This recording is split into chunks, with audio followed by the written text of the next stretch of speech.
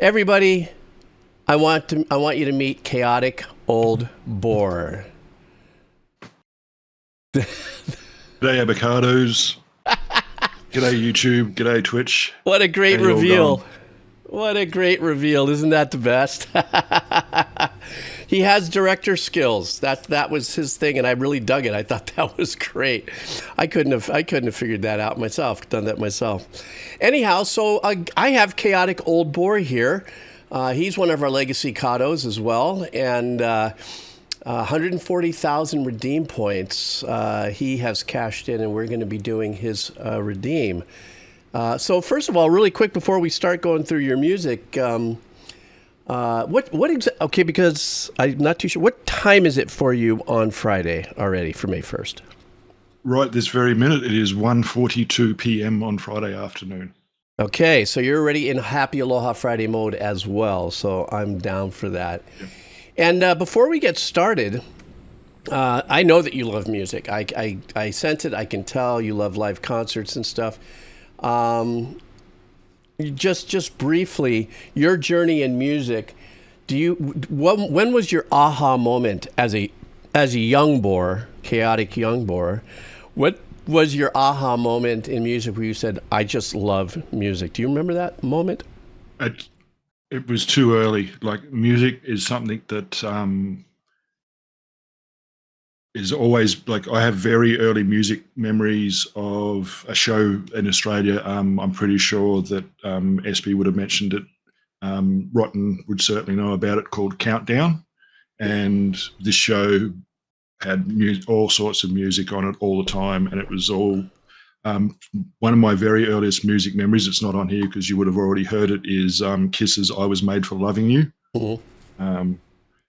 And that's one of the main ones I can think of off the top of my head. There's a whole bunch though, but from very early on, I was always attracted to music.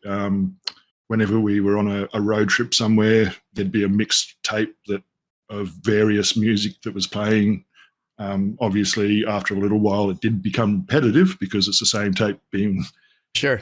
for endless hours. But at the same time, some of those you come to love. Like, I used to drive big 6 to 8 hour stretches from here out into Arnhem Land, which is out near where Crocodile Dundee was filmed in the bush and stuff. Yeah. And like Moby play that album basically on repeat on the way in and out, and that was just a really, really good album for I suppose long road trip like that, because it just took your mind off the road. But music's always been something very big in my life. My earliest, the first cassette I ever bought was Born in the USA, Bruce Springsteen. Bruce Springsteen, yes, sir. Yep. The first CD I ever bought with my own money was Use Your Illusion 1 and 2. Dang. Yeah. I like the emphasis too, with my own money. Yeah, because obviously you get gifted things, but you know, that money that you've earned or saved up from birthdays or Christmases or whatever, and you go and buy it and you listen to it and it blows your ears off. Uh-huh. It's a sound investment. Wow, that's killer. And figuratively. So you've been really just wrapped in music, yeah, your whole life? Oh well, and then so I got to see. I lived in Perth for 2 years during my last 2 years of high school, 2 senior years of high school before I moved back to Darwin. I got to see some really big bands in Perth. One of the concerts will be mentioned in connection to one of the songs we're doing here today. And I again grew to in Perth. Perth's a much larger city from the city I'm from. I'm from Darwin, Northern Territory. Mm-hmm. So it's a country town, country city, very isolated, very rarely get big acts or even regular acts coming through. We have had a few through the years, but I've missed most of them. They were before my time, or I wasn't around for it. I was out doing something else. And so I came back to Darwin, and I actually lucked into working in a music shop. Before I'd left perfect. Darwin, I worked for the news agency, delivering newspapers and stuff. I'd come back, I was looking for work, and a friend of the news agency's guy bought the local music shop to me and recommended me. And didn't hire me at first, hired some other girl, and she ended up quitting after a month or two. And then he rang me up and said, "Can you come up?" And I ended up working for him for 5 years. Wow. And that was a position of recognition too, because I was at Soundwave 2016 or 17, 15 or 16. Is that a festival? And Soundwave's a huge festival, metal rock punk festival. And I hadn't bought my ticket. It was a two night concert, and I hadn't bought my ticket. I was going to buy it at the gate. And I'd parked my car. Me and my mate were walking from the car to the venue, and a guy calls out from behind us, and I turn around and he goes, "Didn't you work at Curved Air, the Palmerston Music Store?" I'm like, "Yeah, but that was like 20 years ago." Well, you made a hell of an impression. Yeah, I used to come and buy music off you and stuff. And we started talking.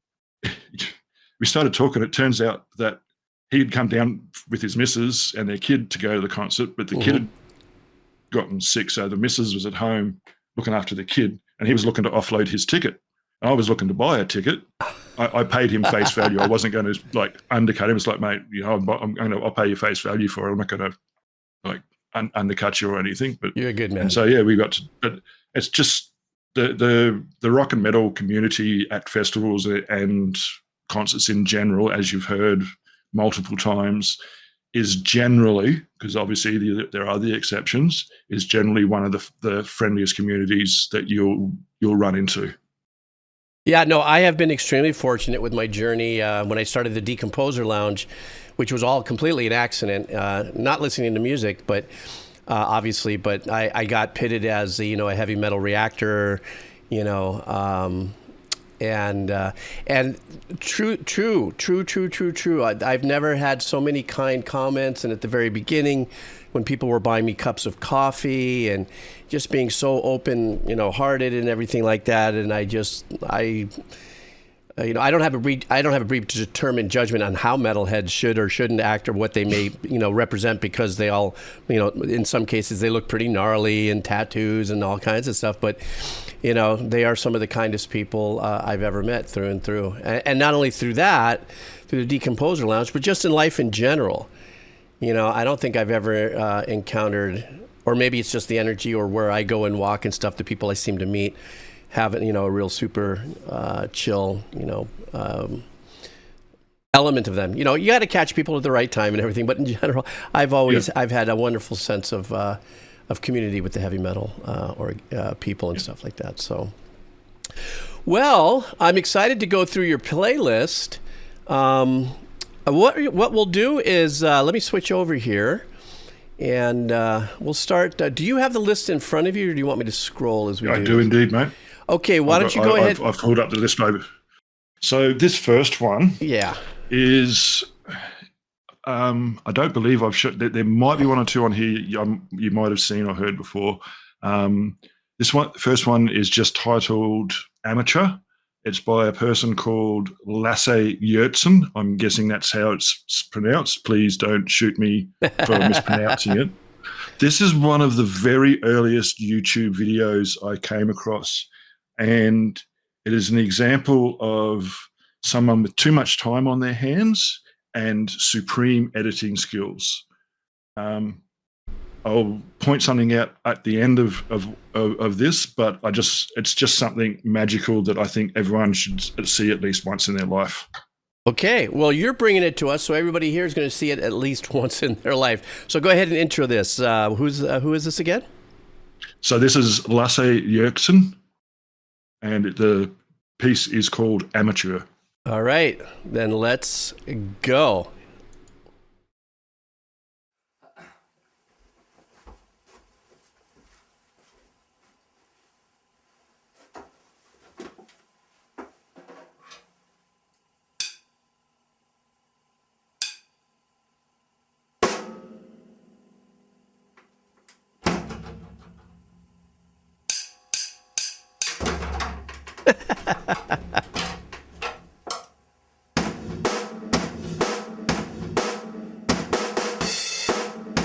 Creative. Oh my goodness.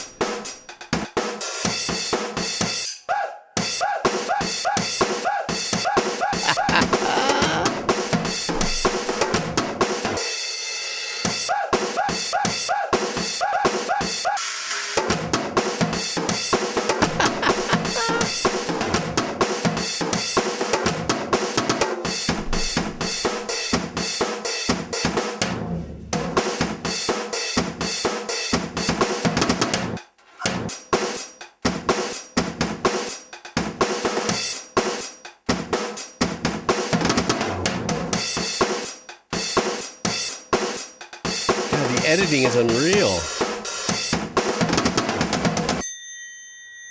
Here it comes. Gets better.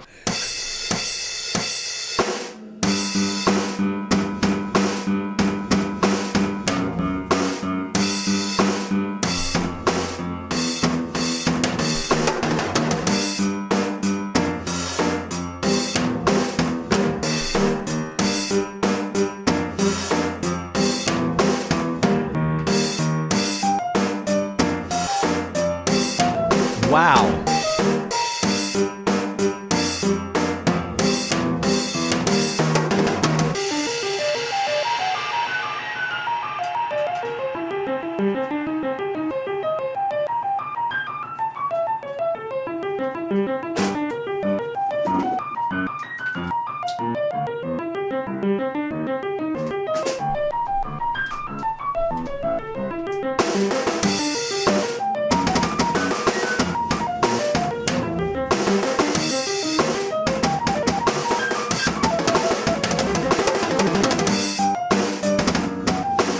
That's crazy.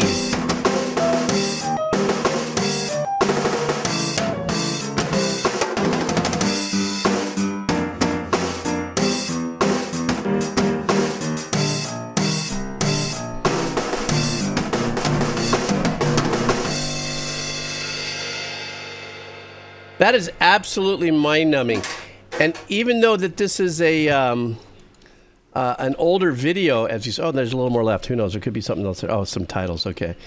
Even though this is an older video, let me see. Well, let me roll up and see how old it. Oh, it doesn't say. I was completely 2006. 2006. Oh my God. Right. So I think it was Patty Cakes guessed it. He said, "Yeah, it looks like from old school internet days." If he would have done that last week, I would have still just been as awestruck and entertained by the editing and the concept.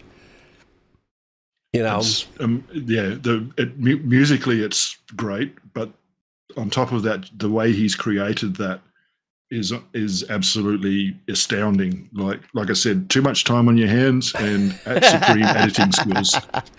Absolutely, just something I wanted to point out. Yeah. So, did you notice that the guy playing the drums was dressed up like a piano player, but the guy playing the piano was dressed up like a drummer? I did not notice that. Stand by. Oh, I see what you're saying. Oh, that's hilarious.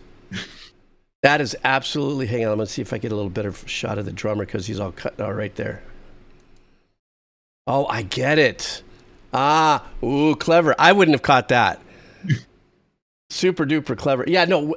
Well, here's the other thing too, is that I'm looking when I was watching him with the drums. Matter of fact, I'm going to scooch it back here just at the opening section here. I was going, where are the mics and what? So it was like a single mic recording. It seems like as well, you know, and it didn't sound that bad at all.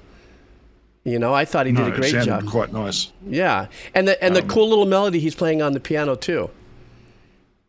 Yeah, it totally worked. But yeah, to sit there and record yourself playing each note and then slice that out and craft it into what we see and hear. Well, and I mean, yeah, it is OG internet, like 2006 that's like the start of YouTube, just about. And I don't even think YouTube was the first place I saw this. I think it might have just been one of those files that got passed around at LANs before it was put up onto YouTube. And the other thing is too is that you just can't help but just be in awesome. It probably took him 10 times the time to edit that than actually play through it one time. You know, that's a single performance that he was doing, but it was just how he was. Or I don't know. It's just mind numbing. I'm watching what he did and everything. I said, that guy must have gotten up and hit everything and make it all these moves, or did he cut and paste his fills? I don't know. That's extraordinary. Even somebody like myself that has like ultra amateur editing skills and stuff like that, you know, split screen and stuff like that. I'm going, man, that's a lot of time in front of a screen right there, chopping it, you know. So, good start for the stream, man. Okay, what's the next one? So this next one, my cousin introduced me to this guy when we were out working on my family's fishing charter tours out in Arnhem Land. We had exclusive access to an island and river system. And me and my cousin were running the camp. Occasionally I'd take people fishing, but basically we were running the camp. And this is Ben Harper. My cousin was right into his surfing, so he was right into the whatchamacallit, acoustic guitar, Jack Johnson, Ben Harper. Oh, that vibe. Xavier Rudd from Australia, like that surfer vibe. And I fell in love with Ben Harper. This particular song here, probably my philosophy on life, and we'll just leave it at that. It's Ben Harper live Bonnaroo, Burn One Down. Okay. Actually, there's a little bit at the start where he expresses an opinion about something. You might be able to throw your own 2 cents on that at the end as well. Okay, so you want me to make sure I catch through the end? Yeah. Oh no, okay. The bit he starts out talking about something, and then goes into the song. Oh, and then you're asking me to respond to that. Okay, gotcha. Oh, that sounds like fun. All right, let's do this. Ben Harper, Burn One Down. All right. The mics are up. What's up, guys? Bootleggers in the house. All the bootleggers in the house. All the bootleggers in the house. All the bootleggers in the house. Go bootleg, go bootleg, go bootleg. I hope it comes out clean. Get me a copy, though. End up buying my own stuff. Everybody's always talking about Napster this and downloading and stuff like that, and it's a big sort of a go-around thing. And everybody's like, oh, what's your take on this? Like, here's my thing. Like, if you want to download, it's like, you know, let's just make it, everything should be free. Why not? Concerts, guitars. I'm down to make free. I see where you're going with this. Free freedom. That's my cry. Free freedom.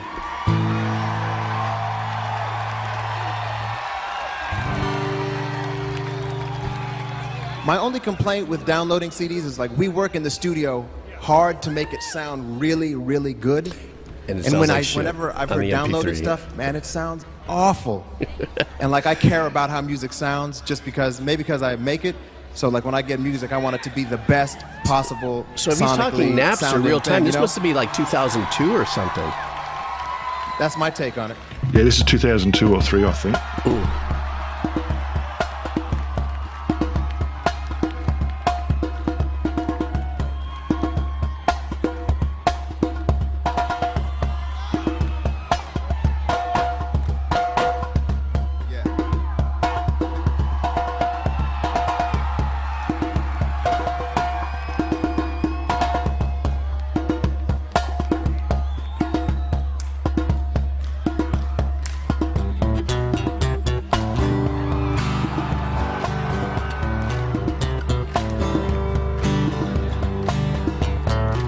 Already feeling the Jack Johnson vibes for sure. Did I say Jack? I meant. Let us burn one from end to end and pass it over to me, my friend. Burn it low, but burn it slow to light me up before I go. If you don't like my fire, then don't come around. 'Cause I'm gonna burn one down. Yes, I'm gonna burn one down.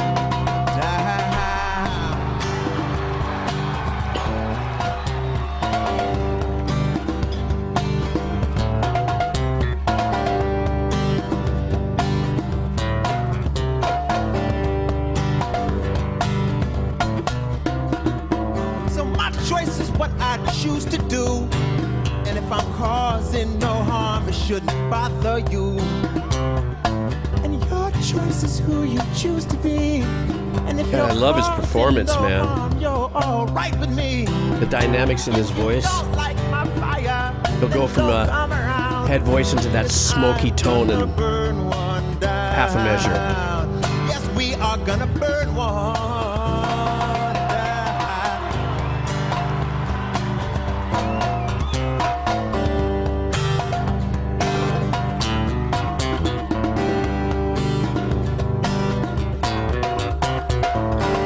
Percussionist is smoking, man. I mean, literally and figuratively. Those bongos owe him money, I think. Yeah.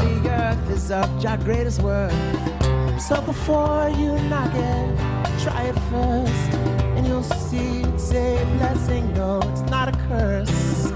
If you don't like my fire, then don't come around, 'cause I'm gonna burn one down. Yes, I'm gonna burn. Oh, I love his voice, man.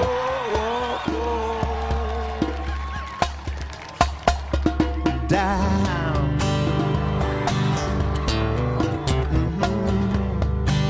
Look at that smile, the happiest percussionist ever.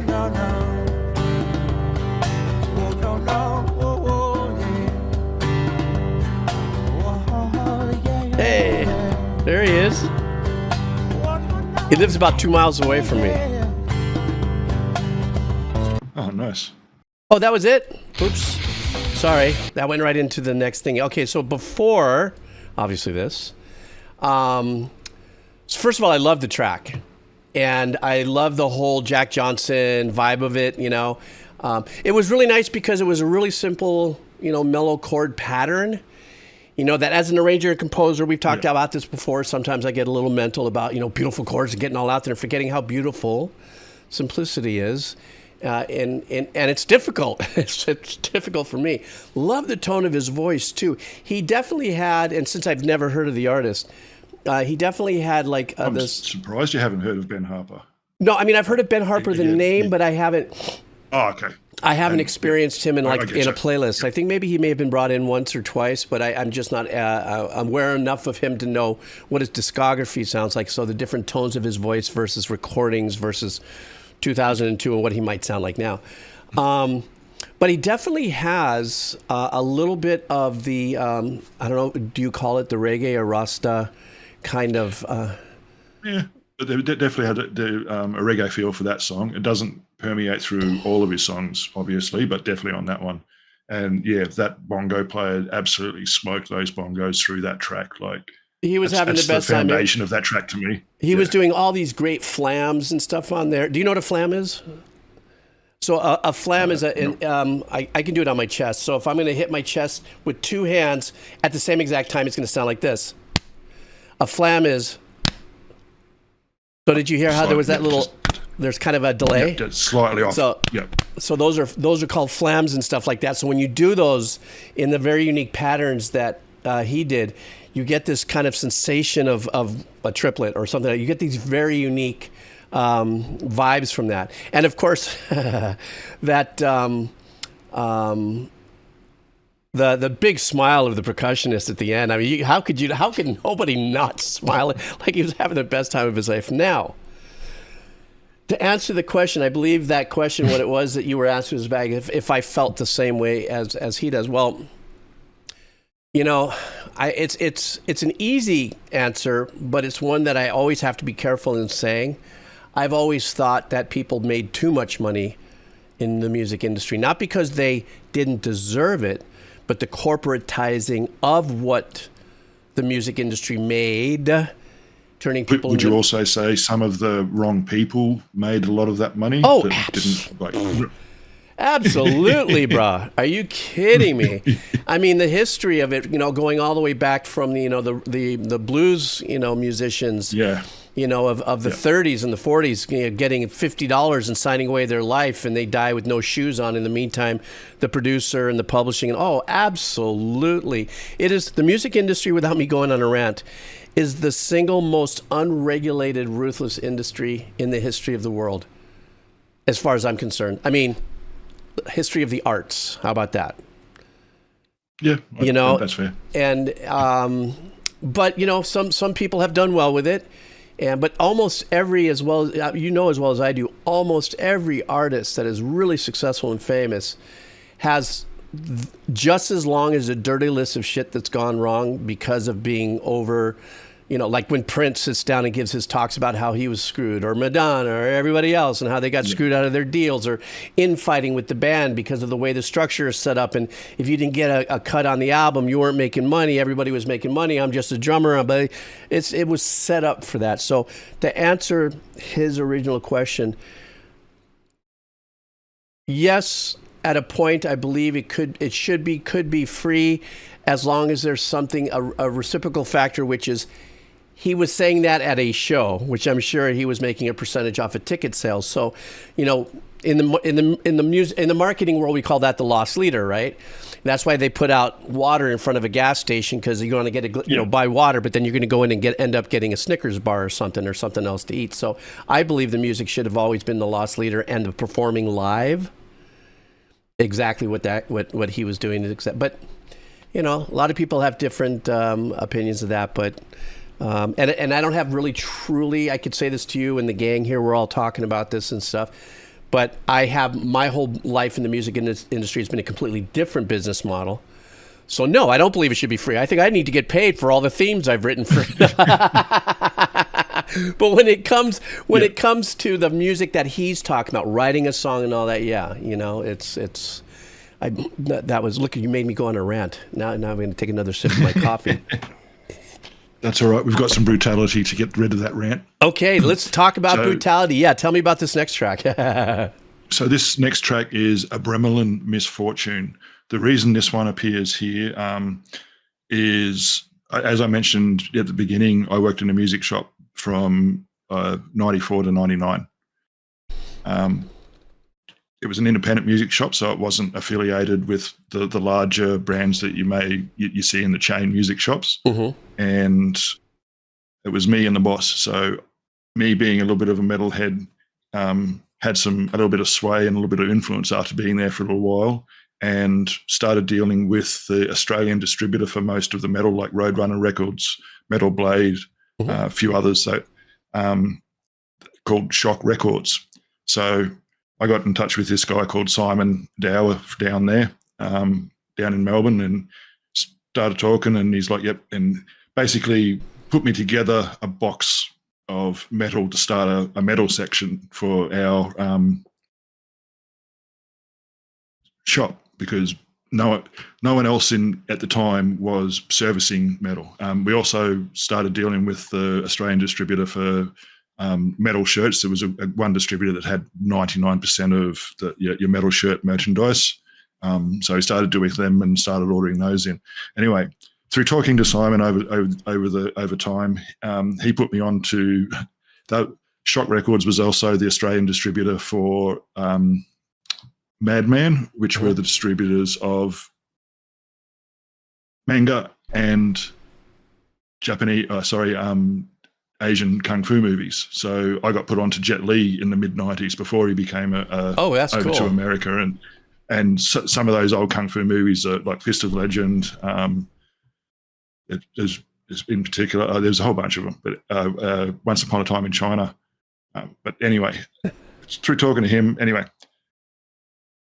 Sorry, I do get thrown off on tangents. No, that's okay. Theater to the mind. While in the music store, we had our metal section going, and there was renovations going on at the shopping centre. They were expanding the shopping centre. And somehow one particular evening, they were doing some work somewhere, and a pipe burst in the roof, and the metal section and the section behind it, which happened to be not old, but the old style tape players and CD players, which you generally don't see anymore, like the portable ones. We sold there. They all got soaked. Now, we kept CDs separate from the cases. Like the CDs would come in, I would allocate them a number, or we'd go by supplier. So it'd be like B for BMG, W for Warner, S for Sony, that sort of thing. And then they'd get allocated a number as they came in, and that's how we filed the CDs into the things. So all the CDs were fine. They were all behind the counter. But all the covers were absolutely waterlogged and soaked and wrecked and things. And I got to basically they all got written off for insurance and replaced, because without the covers, the CD's no good, and you can't just get covers from suppliers. Yeah, right. But yes, the jewel cases themselves, yes, but not the actual paper inserts, the booklets. Oh my God, I have not heard the term jewel case for 30 years. Jewel case, digipacks. Wow.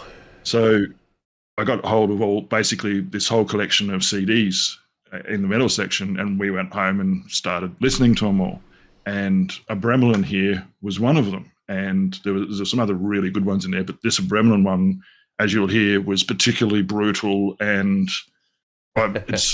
I enjoy this sort of melodic death metal, the Cookie Monster growls, the blurgs, but more so the chugging, rolling riffage.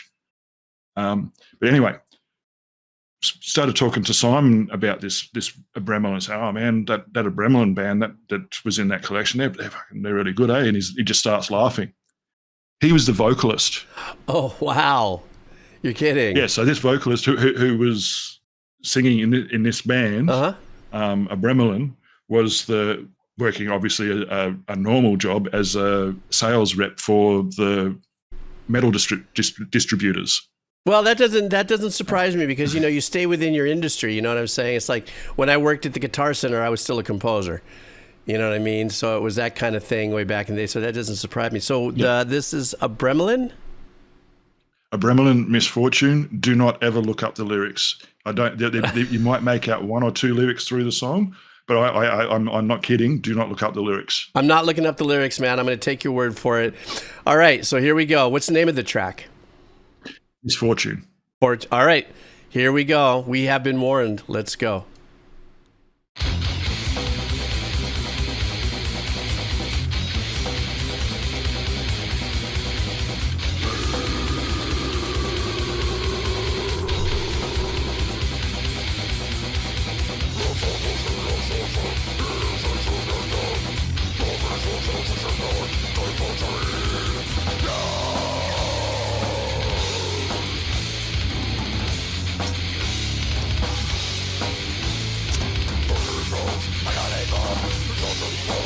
Wow, the drummer's crushing.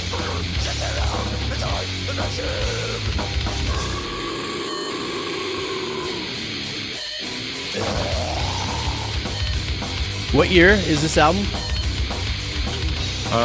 94, 95. Wow. That is super dark for that year. And the production on it for where it came from, and it's not something you'd normally hear. They got some great production on this. Yeah.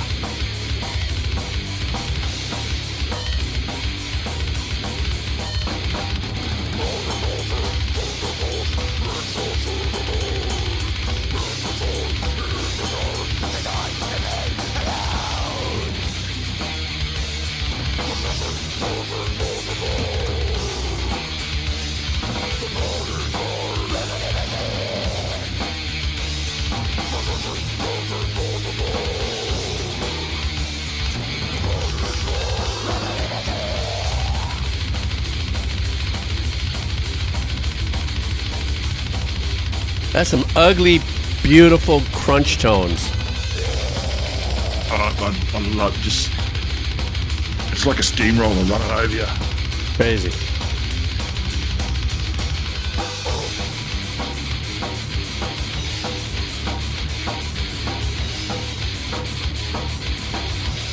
Sounds like the drums were mic'd in a real small room. Would not surprise me. A lot of emphasis on the overhead mics. remember recording back then was pretty expensive for studio time, Sure. depending on where you could get it done.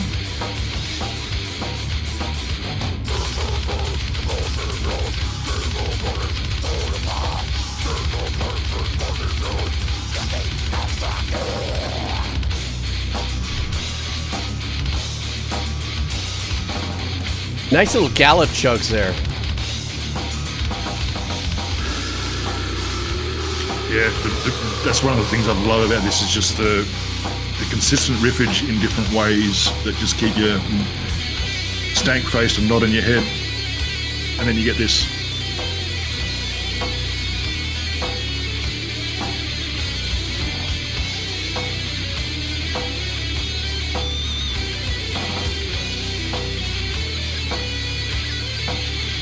That bass is ballsy.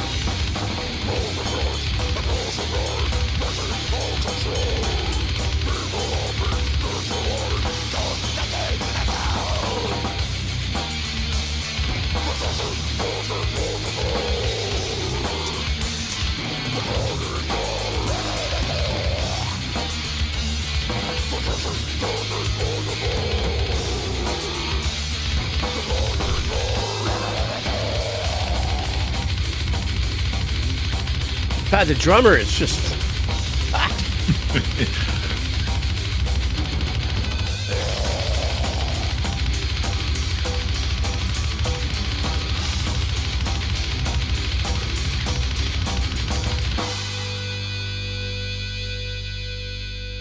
What a ball blasting track. Okay, the one thing, like you said, this is early 90s. This is some... Early to mid-90s, yeah. Yeah, this is some very forward-pushing, dark, heavy, darkness. Like first on board sounds. You know what I'm saying? From my journey, I'm sure for real deep, metalhead lore out there. There's going to be other bands, but for my experience, the early 90s, and for them to be performing like that, that's some very first step kind of metalcore kind of vibes. What I loved about this is the musicianship with the guitar players. Okay, the just that I've always had a problem with that lowest note and doing chugs and stuff. I've always been very envious of that. The other one is when the guitar player broke into the solo, what I loved is that the engineer, they didn't try to force the continuation of the stereo imaging of the chug. So in other words, I don't know if there's two guitar players in the band or if it was an overdub, when you just, double just for sound. But when the lead took over, this chug stopped.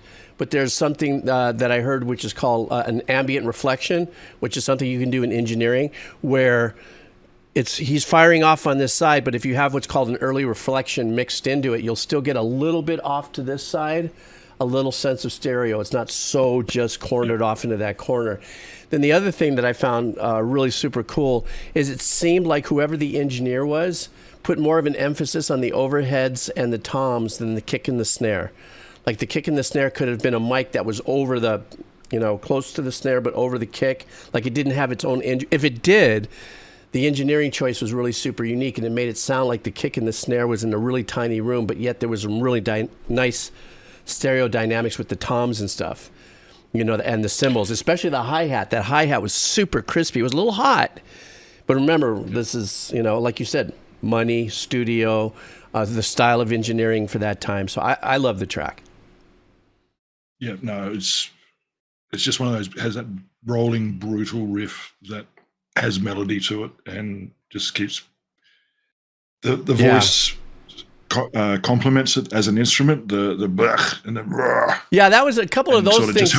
A couple of those things made me sound like, God, did that guy put a mic next to my bed this morning? Morning cough. But somebody was asking a name. Like I said, I love a good Yeah, I've done that. Yeah, it's a clearing thing. Somebody was asking the name in the chat. It's the name of the band is Abramelin, and the name of the song is Misfortune. So it's Breg. Did you catch that? Okay. Yeah. All right, so let's talk about the next one. The next one is a band called Regurgitator. They have a little bit of a link to Darwin from where I'm at. One of the reasons these guys are on here is these were the first guys I ever crowd surfed to at a local gig. They were playing at a place called the Darwin High School Tank. It was basically a basketball court that had a shade cloth over it and a stage set up, and we all had fun. Again, band's called Regurgitator. The singer, Quan, his father was actually a doctor here in Darwin, so they actually toured here pretty regularly. And the album that this song was on, they did a concert at the ski club, basically down on the beach, and that was broadcast on the local cable MTV channel called V, broadcast live, and it was basically playing all the songs off this album live. Now, this song it's difficult to say the name because it's basically an exclamation mark, the song formerly known as, and you'll hear in the style of it. Now, these guys have a very varied style. Like, this is not indicative at all of their music. They're genre hop, alternative genre hoppers. They're punks in a way at heart, I suppose you say, but using more sort of 90s and beyond music techniques in incorporating other instruments and being a bit different. All right. Well, I'm looking forward to that. I like how you said that, genre hopping. Okay, yeah. So this one I would sort of count as a tribute to Prince with the name. So the symbol, the artist formerly known as. Formerly known as. Okay, that's what you got. And the name of the band is Regurgitator. Regurgitator, as in throwing up, regurgitating, regurgitate. All right, guys, let's all regurgitate together. Let's do this. All right. Oliver loves a lover, and Oliver loves mandom. Man, oh man, that's mandom. Actual man's a man, they're not marriage man.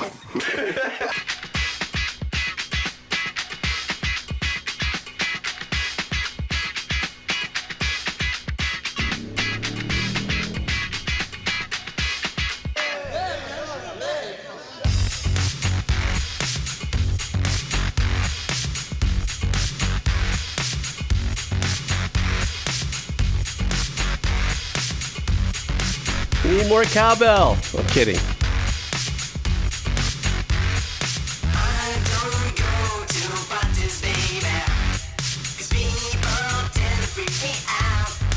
It's killer.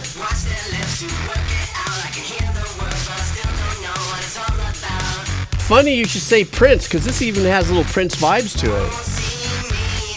That's what I mean. It's basically, in my mind, it's an homage to Prince. Wow.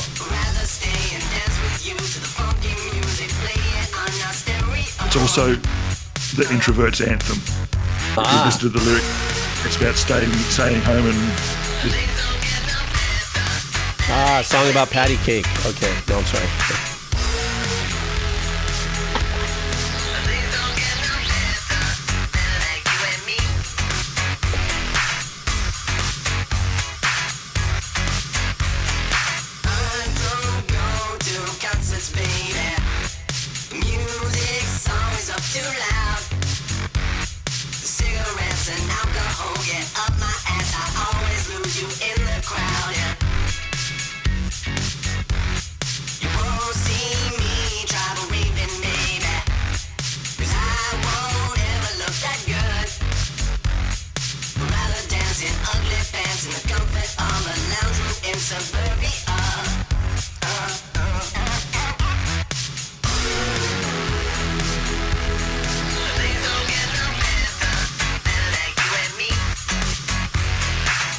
That is a really tip of the hat to Prince there in a lot of ways.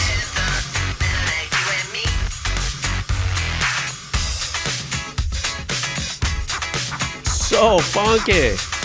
Especially the whole octave head voice thing that we've been hearing so far.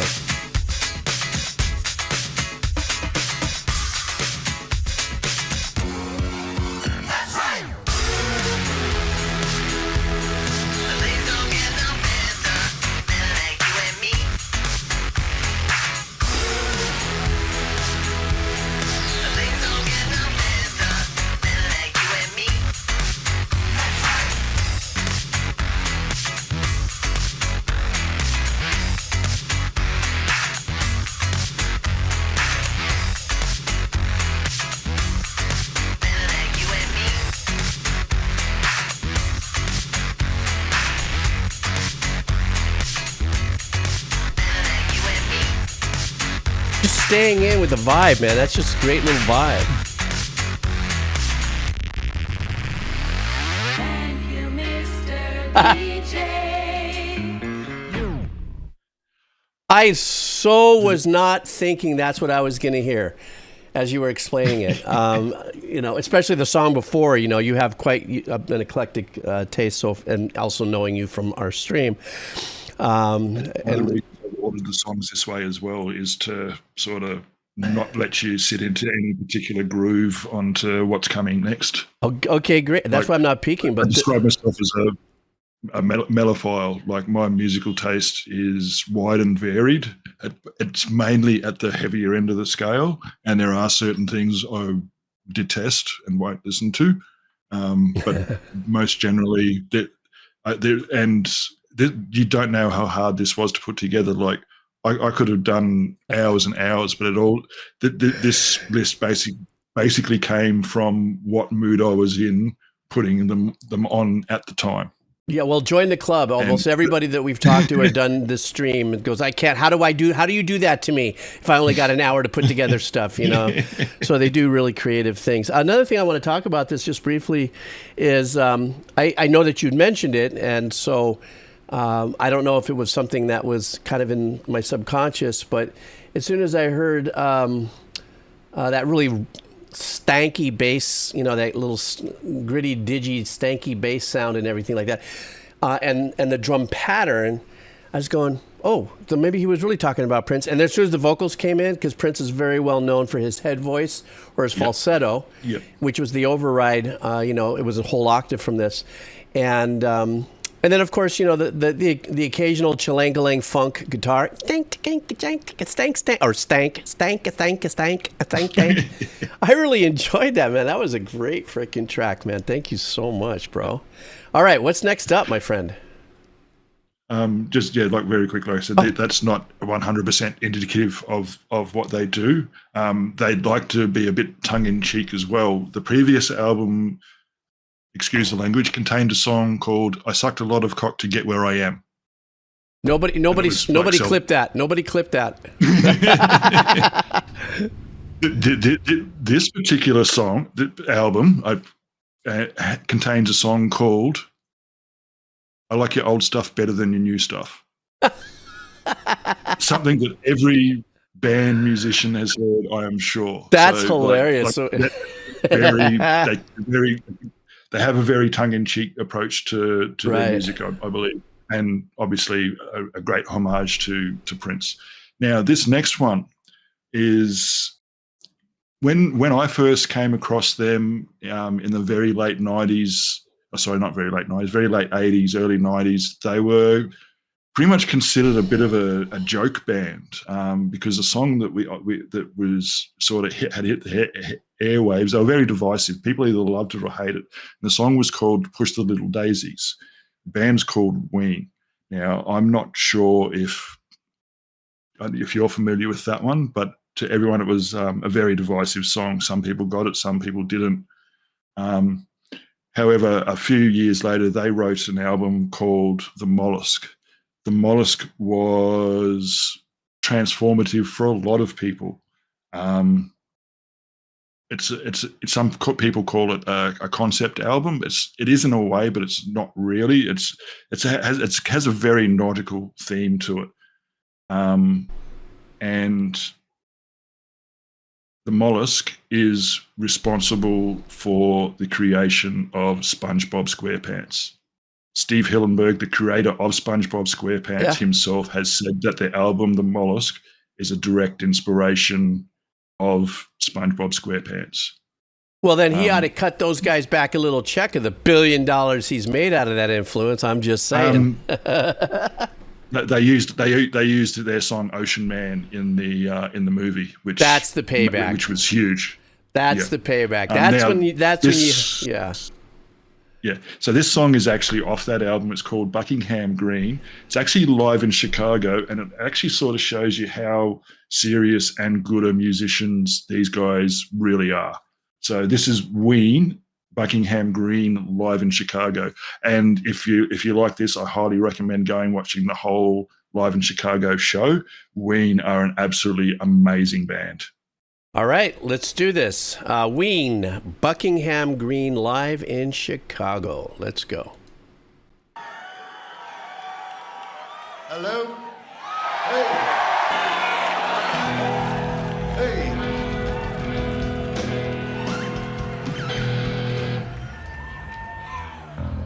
Hello, Chicago. All right. I have heard of the band Ween, though. I'm sure you would have done some on here. I'm not sure what you would have done, but yeah, this is one of my favorite songs.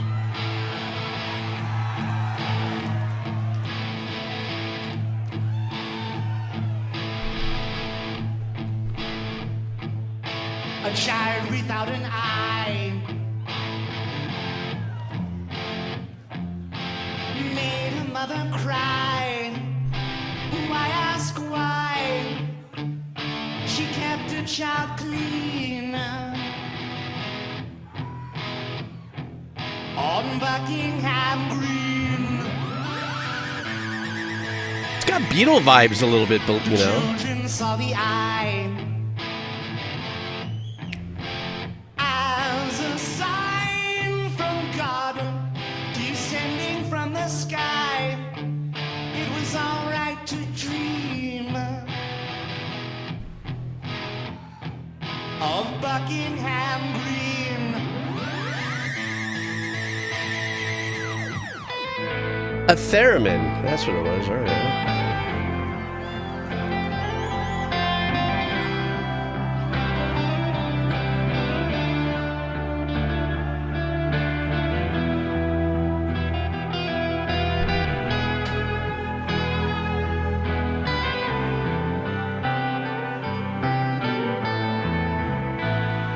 Ooh, I love what the bass just did there.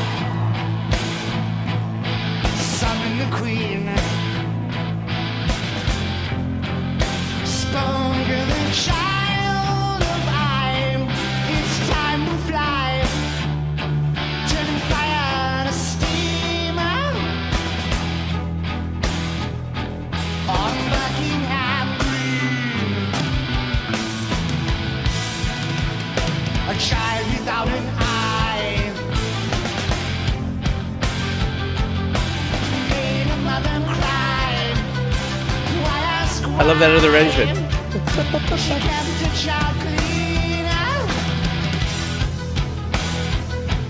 On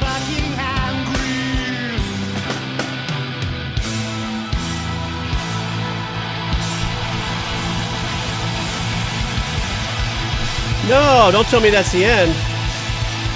I was really getting into that.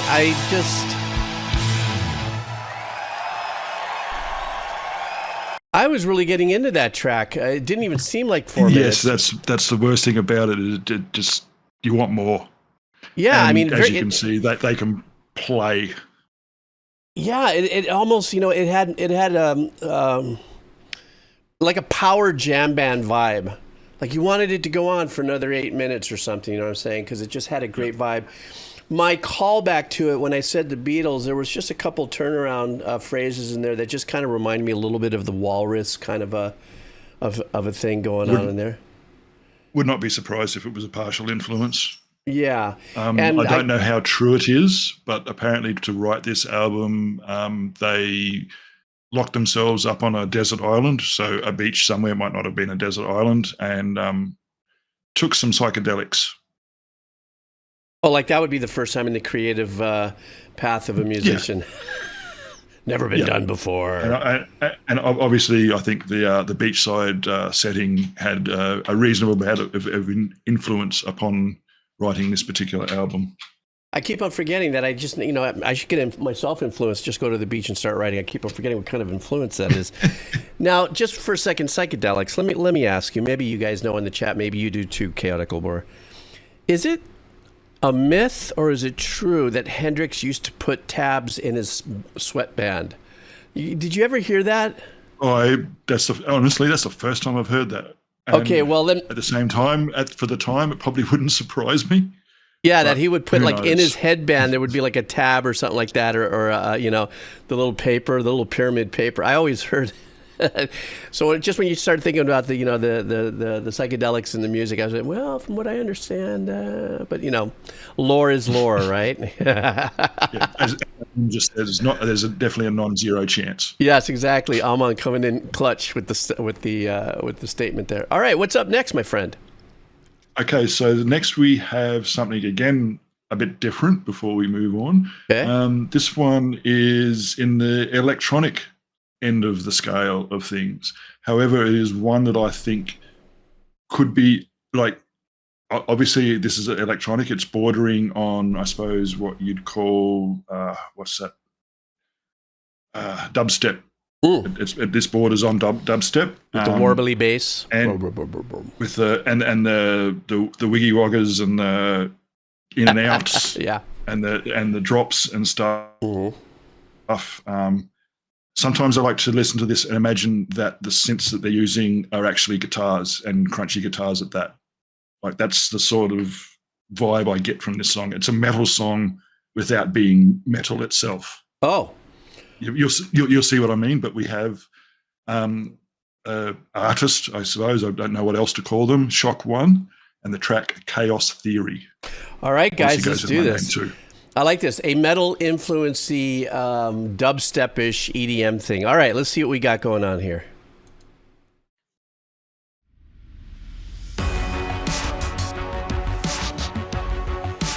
I'm sorry, but I went straight to Rock Me Amadeus. I don't know why.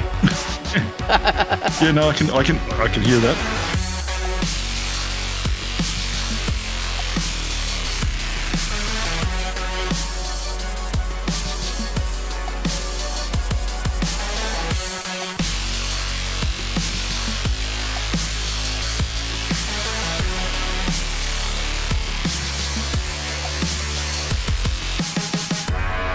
It was anarchy in a clockwork universe. The other side of nature's crystalline coin. Film noir spooky horn thing there. Force tearing at the very fabric of our reality. Ladies and gentlemen, prepare yourselves as I present to you Chaos Theory.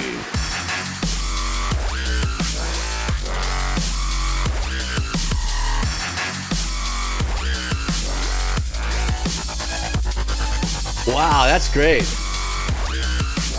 Yeah, it's very clever.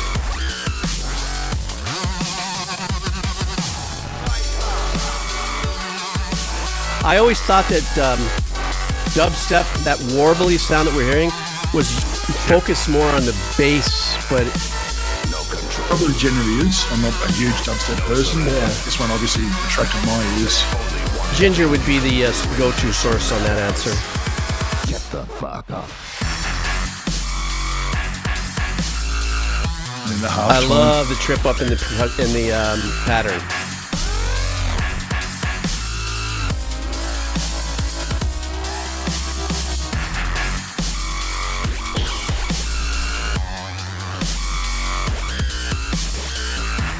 This is pretty badass. Yeah, Ginger says this is electro-dubstep. Yeah.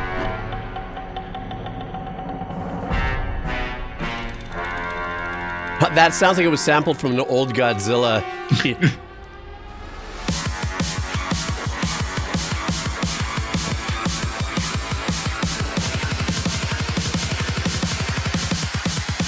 Chaos Theory. Back to the original motif. Yep.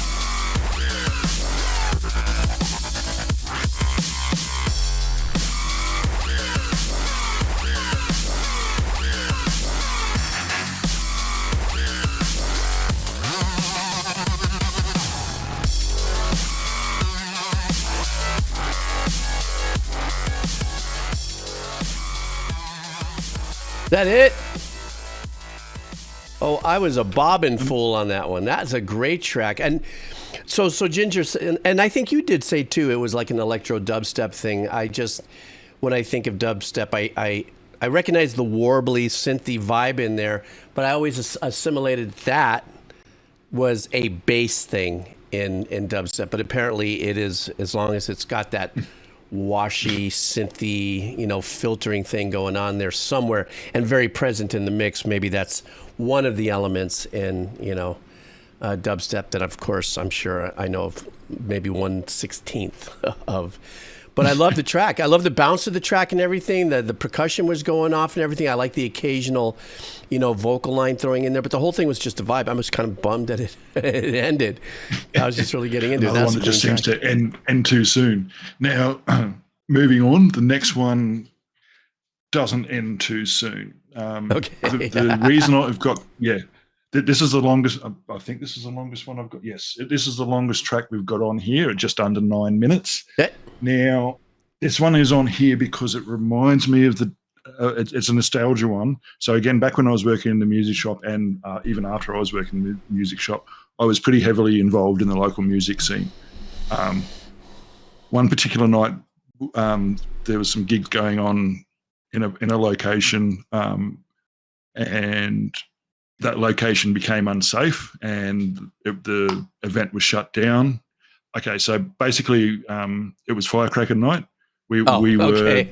That probably says it right there. It was Firecracker night. The gig was legit. It was on at the ski club near the not ski club, the surf life saving club near the local main beach. Unfortunately, in the bush surrounding that area was long dry speargrass, and that all started to go up in flames. So basically, they shut us down. So the gig got cut short. Now, when some people are amped to play a gig, they are amped to play.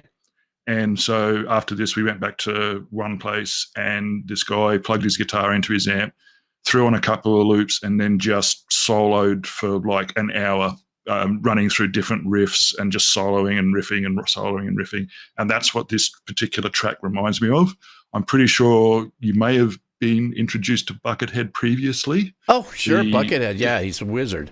Yes. And you may gain something out. But basically, the last 6 minutes of this song is him soloing over a repeated motif, like a repeated set of riffs. That's only something Buckethead could do, and make it sound interesting. Some people call this, I hate to say it, but audible masturbation. But at the same time, it is what it is, and it's pleasant to my ears, and I think it should be pleasant to everybody's ears. All right, let's do this. Anytime there's Buckethead on the list, we go. All right.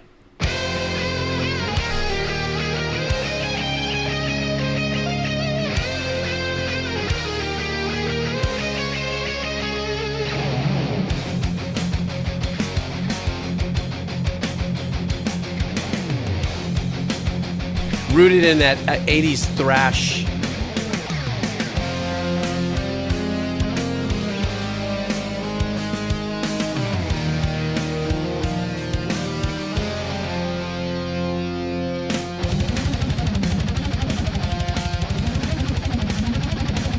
And then he just goes and does Buckethead things. Buckethead things.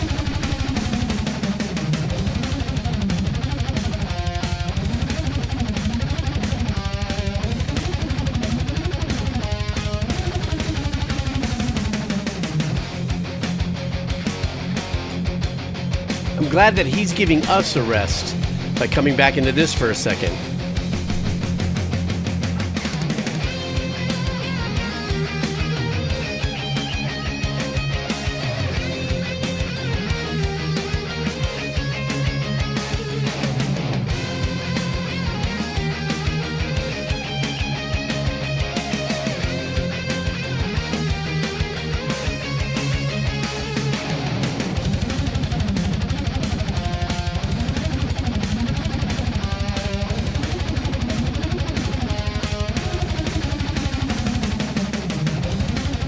God, the precision.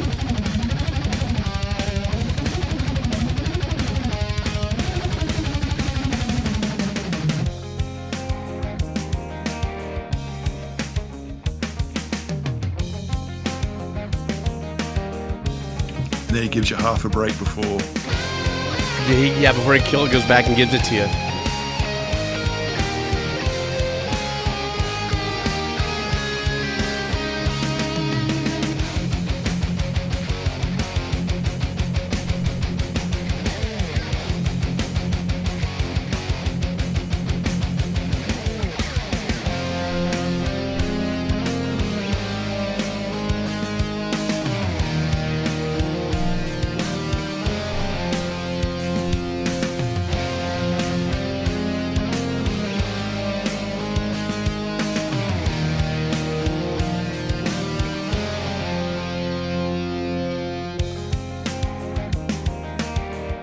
I love these little breaks he's giving us, kind of clearing our head before the craziness comes back.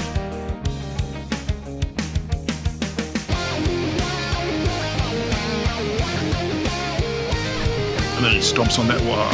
Yeah, he does. Mr. Cookie, I've made that mistake before. Don't feel bad.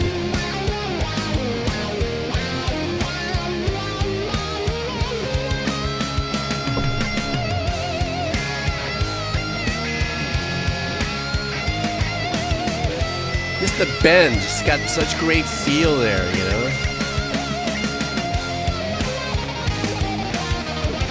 Volume taps.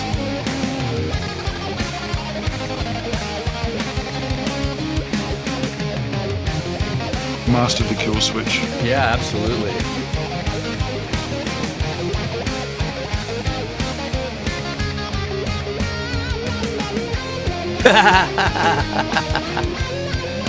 There he is.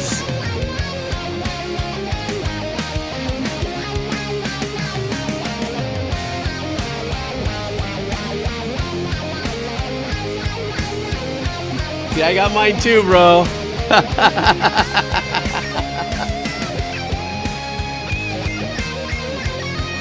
God, we are such little metalheads, right? Guitar nerds. Yeah. Love our guitar.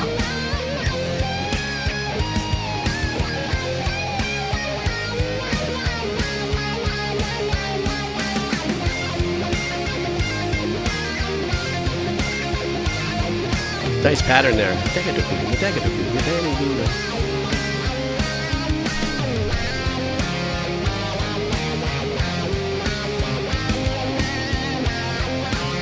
So yeah, he's playing like there's basically the same 16 bars behind, playing the same sort of chord riffage, and then he's just soloing over the top of it in different ways. It's so flavorful, tasteful. Oh, it's you can go on for hours.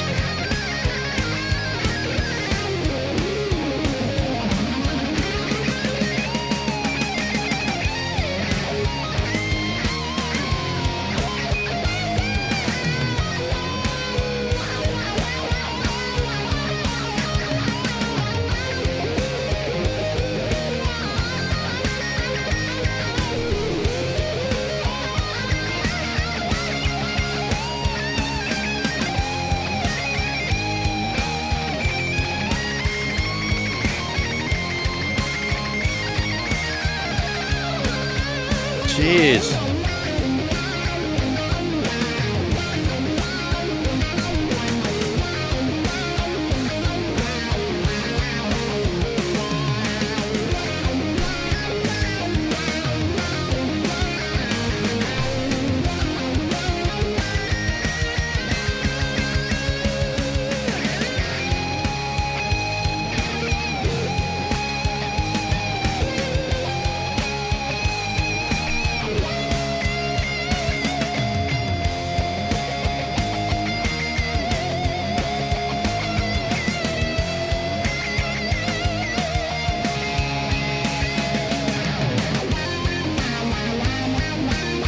Oh, kick on that neck pickup there.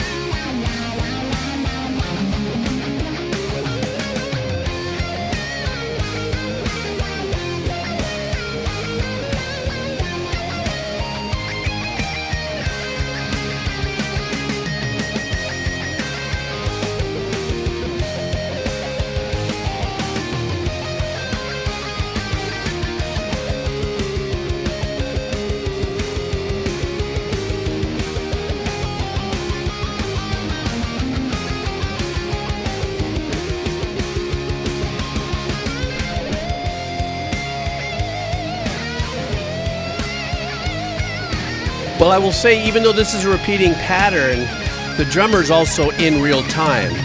It's not like it's snipping a loop. The drummer's in it.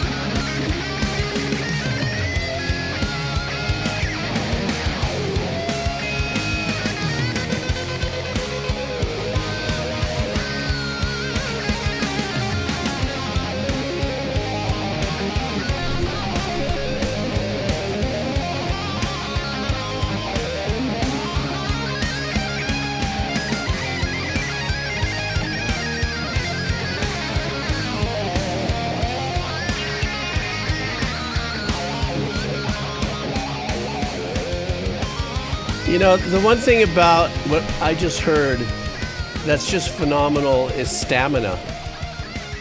You know, so on the technical level, obviously that kind of stamina, but at the same token, you know, whatever improv that I do, I understand as an improv musician, you're in it, you're expressing. The melody that you hear in your head or the solo is going out into your fingers, and you're doing it, and it's real time. It's improv. And he has such an incredible talent to be very melodic and weave in the shreddiness. A lot of his shreddiness is practice patterns, it seems like. I'll just say it that way, you know. They're practice patterns that it scales. Yeah, it scales, but he's made them melodic. But what he does, and I find it magical, is that he writes these melodies that'll repeat for or have a fun play for about 4 measures and stuff, and then he'll finish up with that instead of it being a wall-to-wall, you know, neck gymnastics. He's just a tremendous talent. Yep. No, the styles of that solo from, like I said, probably about the 2 or 3 minute mark. Excuse me, puss. Ow. Sorry, cat just put a Puss. Yeah, Rio. You got to show Rio. Amon brought up his kitty. Puss. Come on. Come here. She's curled up in a thing under here. She's being coy? All right, fine. Yeah, she'll come up when she wants to.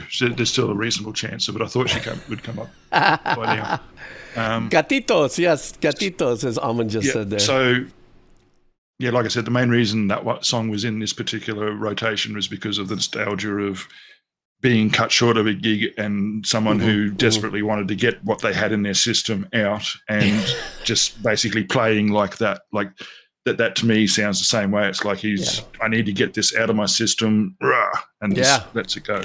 And he did it. The other thing also, too, about Buckethead that I find extraordinary is, you know, as a musician, did he just jump out of your hands? You had him for a second. Oh, there he is. Her. Look at. Her- Oh my her God, name- her Amon. na- Look, same color as Amon's. Her name is Rio, Rhio. She's named after the WWE Women's Tag Team of Rhea Ripley and Io Sky. With the murder mitts. Rah. And she absolutely full of sass. Yeah, really? Well, black cats have a unique personality too. Very much so. She chose me as well. Yeah. Oh, that's even better, man. I love that. One of the things before we move on that I've always also watched about Buckethead is he has got some monster ass hands.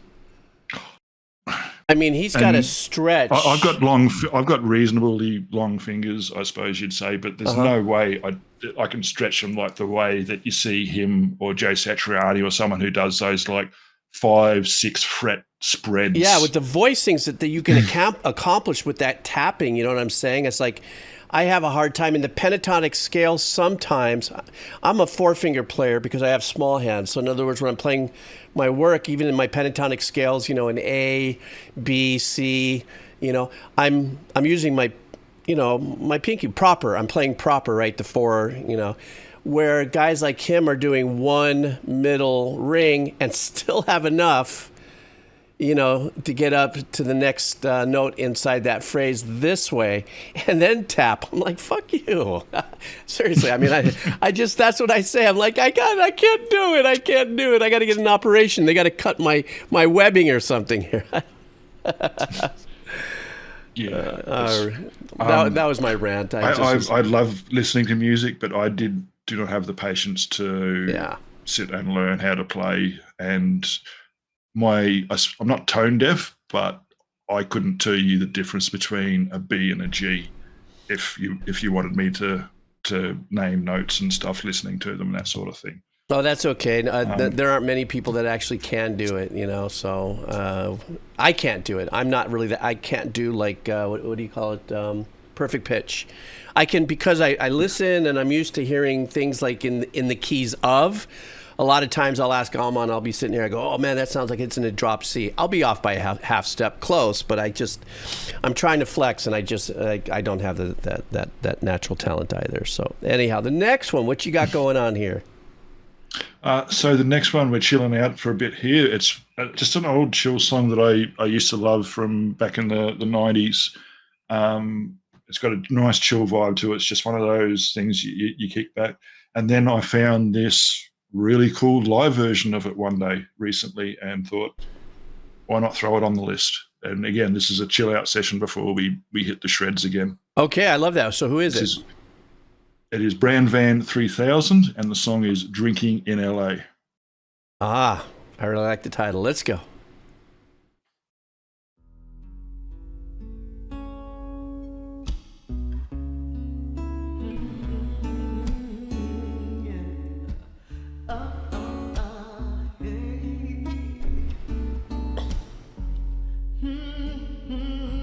Giving me kind of an indie-irie.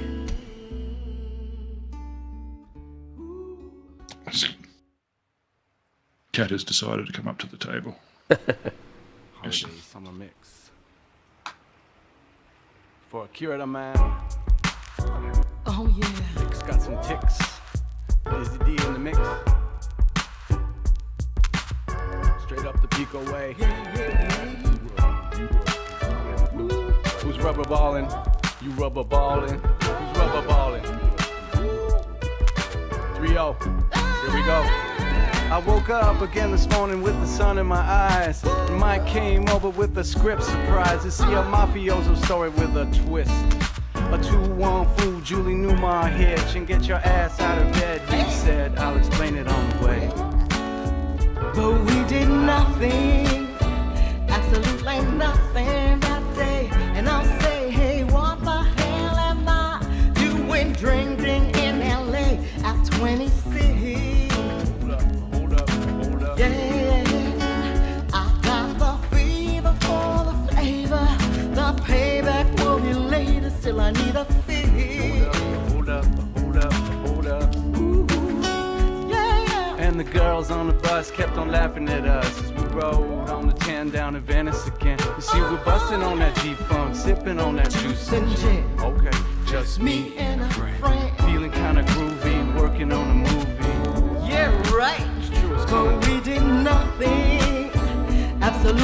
a kiss that day, and I'll say, hey, what the hell am I doing drinking in LA at 26? With my mind on my money on my best side. The life is for the taking, so I better wise up and take it quick. Literally walks on just to do that bit. Yeah, that's all. Funky time I traded pigs with some men that wanted to hurt us, and other men that said we weren't worth the fuss. You could see them all painting by the bar about that fine line between the rich and the and Mike turned to me and say, what Well, I like the answer back. She said the rich and the poor. And a little bit of a good production. And I guess that's something. Some big conclusion. So I ask you. Hold up. I ask you. But hold up. Hold up.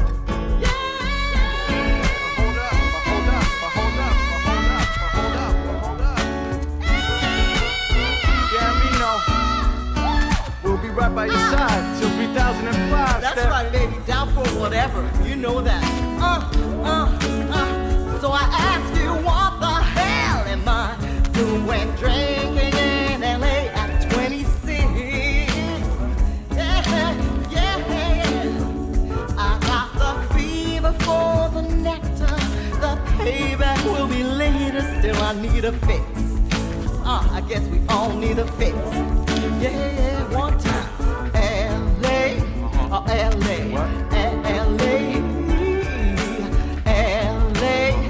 LA, Such a great vibe. I'm just chilling. Makes me want to go pour a little scotch.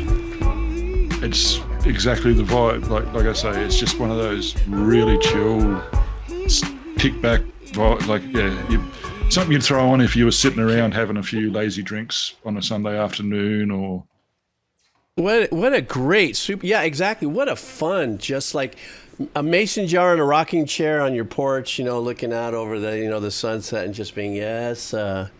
It's one of those things where I think everybody just stops and just gets into a pace, into a rhythm. There wasn't anything that was flashy and outstanding. It was just really super smooth melody, great singing, nice little tip of the hats to different artists in there, with the little rapping things and stuff like that. And there was one time, you may have seen me at one point, I was going, what is that?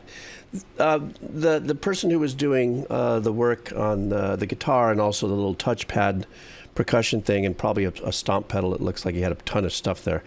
There was one thing that sounded like this really super cool warbly keyboard, and just how it was panned and all that, just to me, just was like, oh, wait a second. It took me out of the groove for a second because it pulled me into geek. It pulled me into geek mode.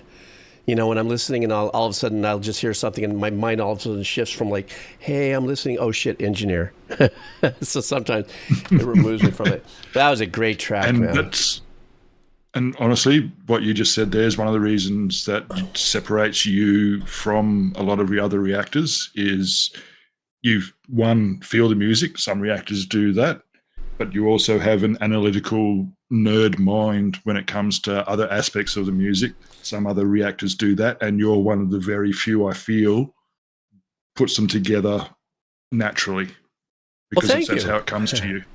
I take that as a big compliment, only because I've actually struggled with that because, I fought off that whole thing about I am a reactor, and just because of the stigma of what that means, and so many different types of people from different genres react and cross genre react and stuff like that, and I've had my beefs in the comments up until about 3 or 4 years ago.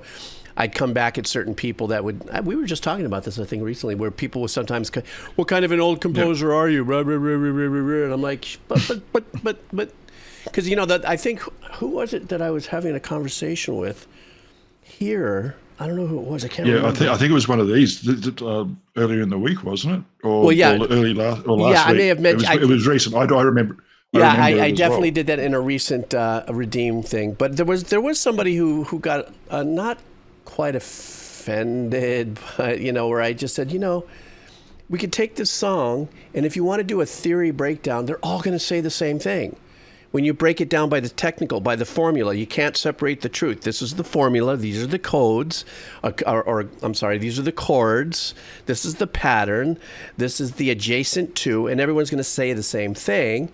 Where for me, it's like, I like to talk about the things that we talk about. I think Aman and I talked about briefly the fact. I think we were offline talking about it.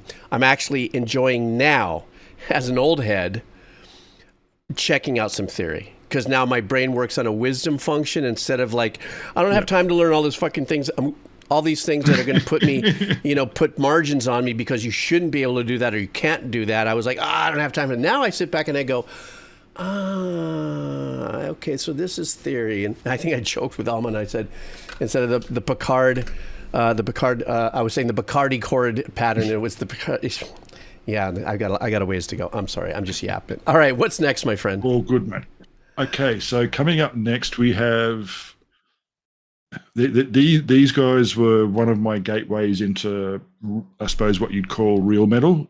Iron Maiden were one of my original gateways into actual like metal, or what people would, I suppose, regard as heavy metal. With Seventh Son of the Seventh Son, that album just like wow, Sonic, just it was amazing. I like, as you started probably noticed, I do like a little bit of guitar with my music. Yes, I've noticed. I'm pretty sure you've done these guys once or twice through your online career here. Their guitarist Nuno Bettencourt has been cited. Okay, you're familiar with Nuno.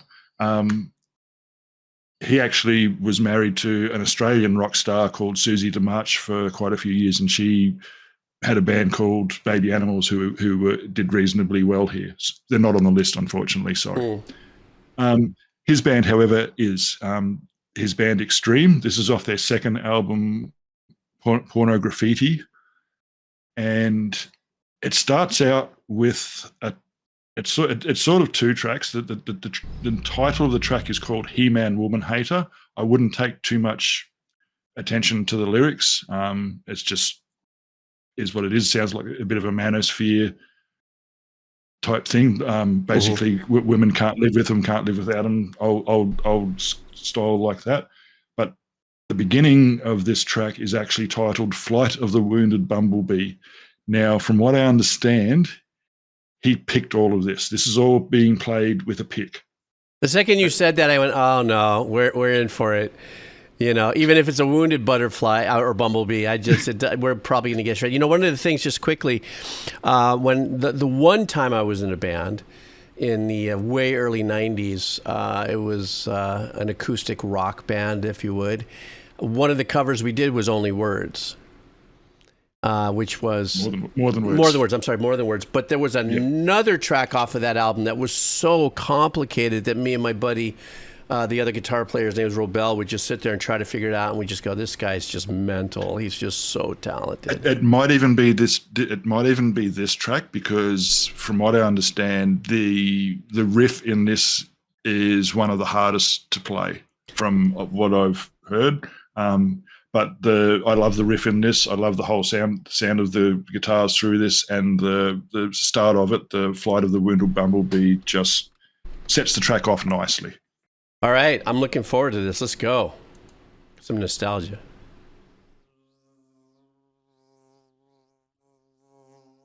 Is it going? Oh yeah, it is. Okay.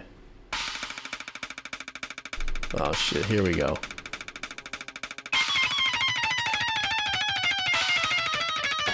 It's like a video game.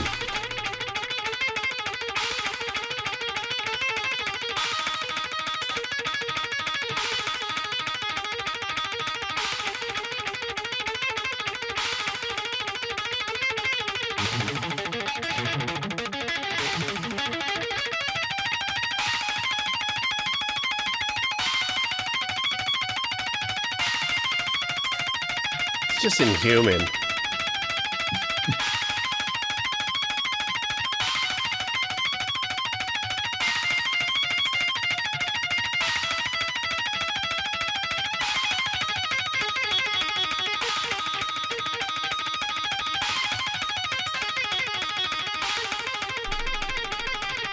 It does it. I'm turning my guitars into coffee tables.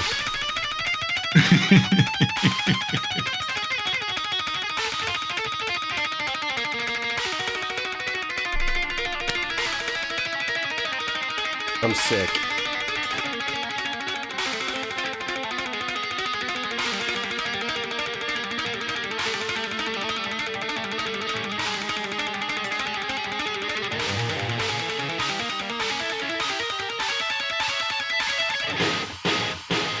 No women allowed.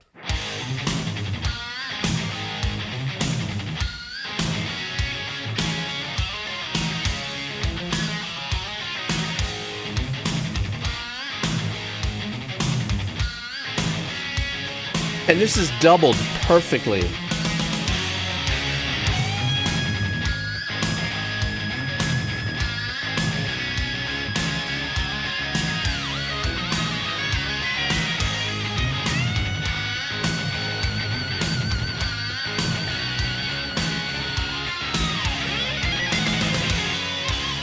Let me tell you all about this love and hate relation between a man and a woman. And so none of you will get the wrong interpretation. That's a good call, Lucy. Am I gonna die without her? Sooner or later, you'll be a he-man, woman, hater. It's inevitable. Still hanging on there, hanging on to that late 80s glam hook vibe right there. Skid Row, yeah, good call.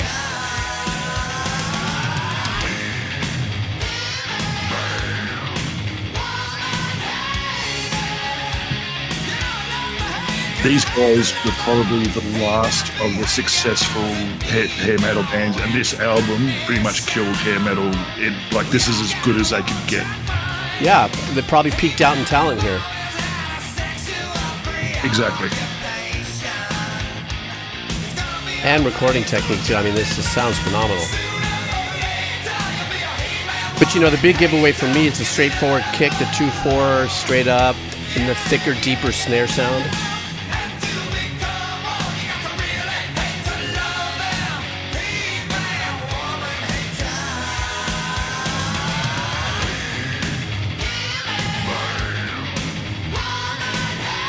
It's giving me some Motley vibes there.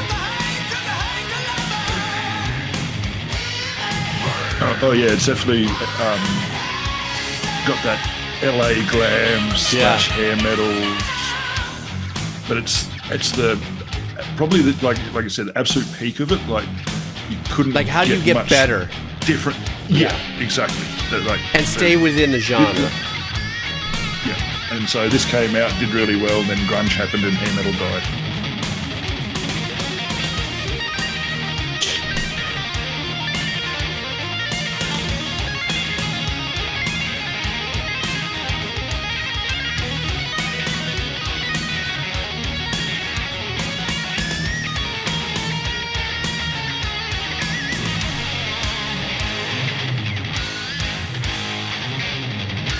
Not only is he so technically proficient, he plays with feel. That's a really good point, because he does that with feel.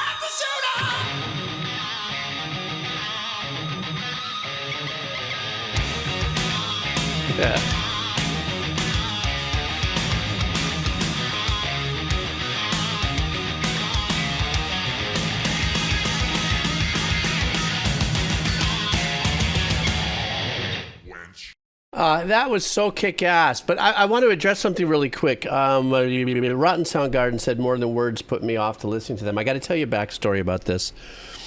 I knew one of the A&R guys that was on for another record label, Warner Chappell. And he said his personal opinion was what really happened that was a kind of a marketing disaster is that when they put More Than Words out as the single from the album and it got such heavy play that it was one of the most highly returned cassettes or projects ever in the history of that genre, because people were so like thinking that More Than Words was this nice, really beautiful acoustic guitar track, and they all thought the whole thing was going to be that. So people who went out for that as a single ended up going, oh, no, I'm sorry, this is not what I wanted, you know. And it's unique too, because what Rotten Soundgarden had said, that More Than Words had put them off to listening to that, which is the opposite of it, which is More Than Words was a very kind of fluffy kind of a track, you know. Yeah, and it obviously wasn't wholly representative of their music. And the opening track off this album, Decadent Dance, is an absolute banger. So whoever picked it up and took it back doesn't know music anyway. Yeah. No, I hear you. I loved this album. And honestly, More Than Words was over. It's not so much that it was so different to the album for a lot of us. It's the fact that it got so overplayed, like a lot of those songs did on radio. Yes, exactly. It was stores. So hammered. Yeah. So freaking hammered, man, which was just too bad. But you know, what are you going to do? It's just, you know, it didn't. Of course, I mean, he's still a great musician, and people who stuck around long enough made it happen. Give me 1 second. I'm trying to find something really quick here. Hang on. Just give me a quick.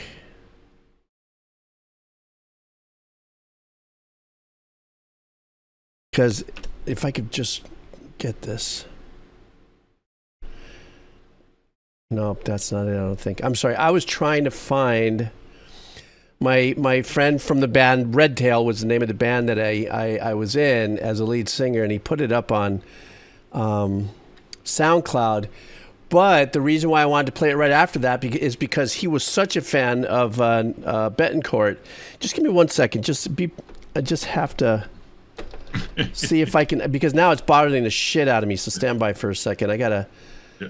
No, I myself am a huge Bettencourt fan. Like his guitaring is just another level. He's up there with the Van Halens, the Satrianis, the Dimebag Darrells. Like just. Yeah, I don't think I'm going to be probably even half a step above some of those guys in like his whole technique and playing with feel. And mentioning the playing with feel, that's one of the reasons that I obviously enjoy Nuno so much. It's also one of the reasons I don't get much into the Dream Theater or the Periphery and some of those more sort of technical math-orientated bands. To me, for some reason, a lot of it feels stripped of feel, of heart, if you know what I mean. Like, yeah, it's great technical playing, but for some reason it just doesn't connect with me. That I can't feel anything with it. There's nothing punching me. No, completely understand. I mean, I can't find it, so I'm just going to bounce out of this. No, I completely understand. I think, you know, just to have that conversation really quick, I am very intrigued with the capabilities of musicians. So because I have that technical part of me where listening to like a Buckethead, you know, and their technique and stuff, I think what the math rock has done is I find elements of it being melodic in a lot of things when I watch what's the guy's name in the Polyphia? Polyphia. Tobin. No, Tobian's in a different band. That's Animals as Leaders, right? Yeah. Yeah, Tim Henson. Yeah, the Polyphia. He's very musical, and he uses some very nice chord changes behind it, and I can appreciate what he does and the wood shedding it takes to do that. And and complete musicianship through and through. It's not just him. It's the drummer. It's the bass player. It's the other guitar player. They're extraordinary musicians. I can listen to it. I can enjoy it. It motivates me sometimes to, take my guitar and smash it. No, it motivates me to pick up my guitar and go, how's he doing this? Oh, I see. He's using the things with the open Bs, and I forget about it. I'm not going to try to do it. But I've left comments before on this stuff going, I just love what you do, bro. Can you just do a melodic ballad? Let me hear what else you got coming out of here, instead of flaring on the technique. But I mean, I just thought I would just kind of throw that in there. But anyhow, so next up, what we got? Okay, so moving on, we're again going back for some nostalgia. This comes back from basically the 90s. This song's actually a bit earlier than the 90s, but for me, the 90s was where I came across it, and it was an influence, I suppose. This is one of the tracks we used to have playing in the black background when we were sitting around on a Friday night or a Saturday night, maybe. Mm-hmm. Playing Dungeons and Dragons and having a few drinks and enjoying ourselves. And these guys get a lot of crap for being too serious, but in the way that they carry themselves for what they are. But I think that people shouldn't look into that too deeply and just enjoy the ride. The band is Manowar. I'm guessing you might have heard some of these guys before. This particular track was especially Dungeons and Dragons related, in that one of my good friends who's now passed away actually named his character after this song, and his backstory was basically this song. The first half is basically narrated by our great friend Orson Welles. The song is called Defender. All right. Oh, Manowar. Okay, let's do this. Lee seems to like Manowar.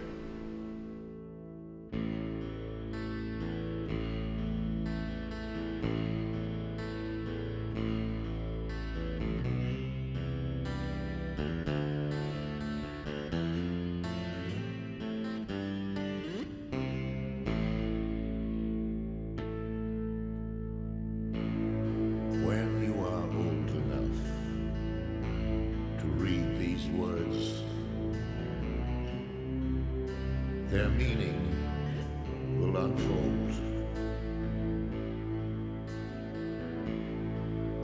These words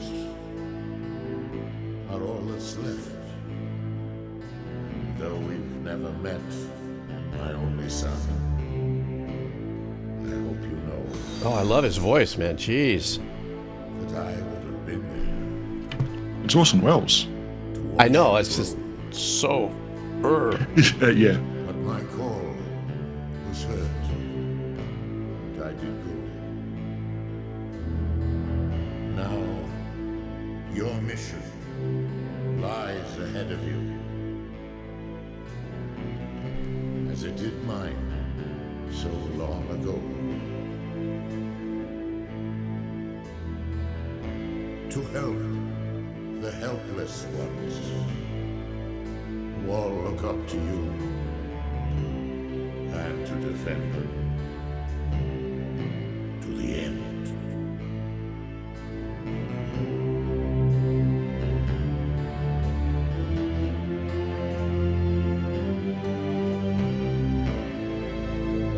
Defender,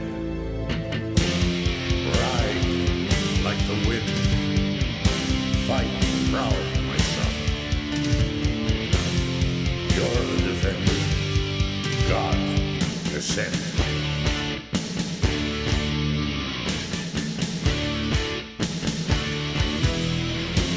Very theatrical. Like the wind, fight Oh, yeah. proud, my son. You're the defender, God has sent. Father, I look up to you. I need thy call. And Eric Adams has such a great voice. Yeah, it's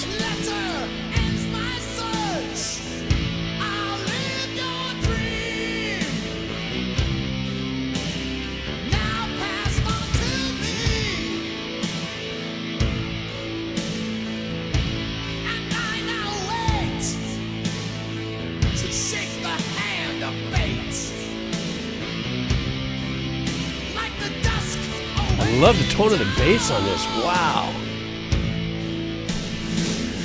So wizards, cast your spell with no heart to do me well. So it is written, it shall be. Yeah.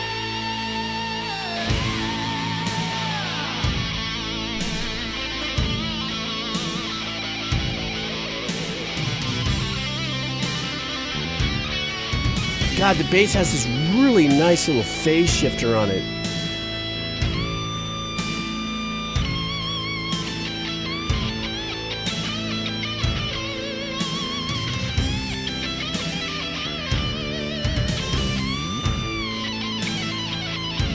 What a great sound for the kick. Listen to that kick.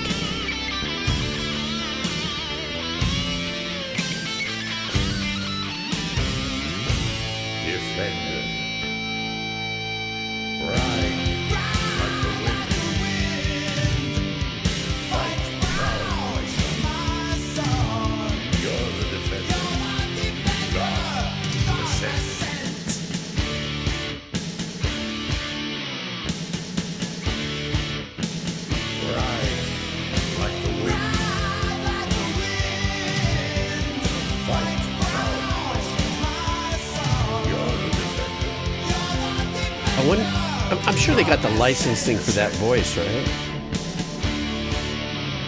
Well, yeah, he recorded it for him. Oh, man. They got him to narrate that for them for this.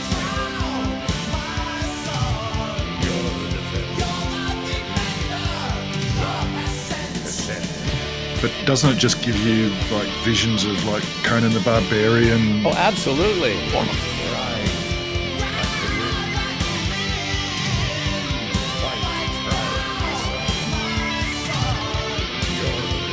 Like, these guys would have been headliners if Wacken, the festival, was going back in the day. I don't know if it was.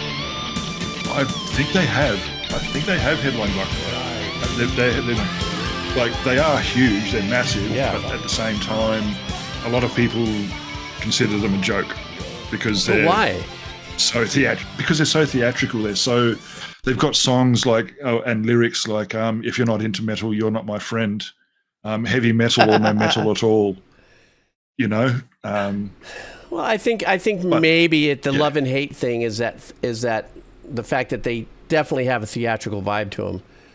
You know. Oh yeah. And that's what I was saying. It's almost like the precursor to how do you say it? Wacken festivals. Wacken. Good. I'm going to remember that because the funny thing is, in the Hawaiian language, when the W is in the middle of the word, it's pronounced with a V. So now I'm going to associate that. It's going to be some word association now. Wacken. So, but it seems like this would be like almost like the. Because I don't know, I don't really know the history of that kind of musical theater, or what do they call it? Not classical, not rock opera-ish. This is not opera, but that metal theatrical musical vibe. These guys seem like they would have been one of the very first jump starters of that whole movement. But then I don't know much about the history. Okay, I was wrong. Manowar has not played Wacken according to Wiki and Rotten Soundgarden. Oh, so okay. My mistake. But they've definitely headline festivals and their own tours and stuff. The Soundwave Festival I talked about much like at the beginning of stream.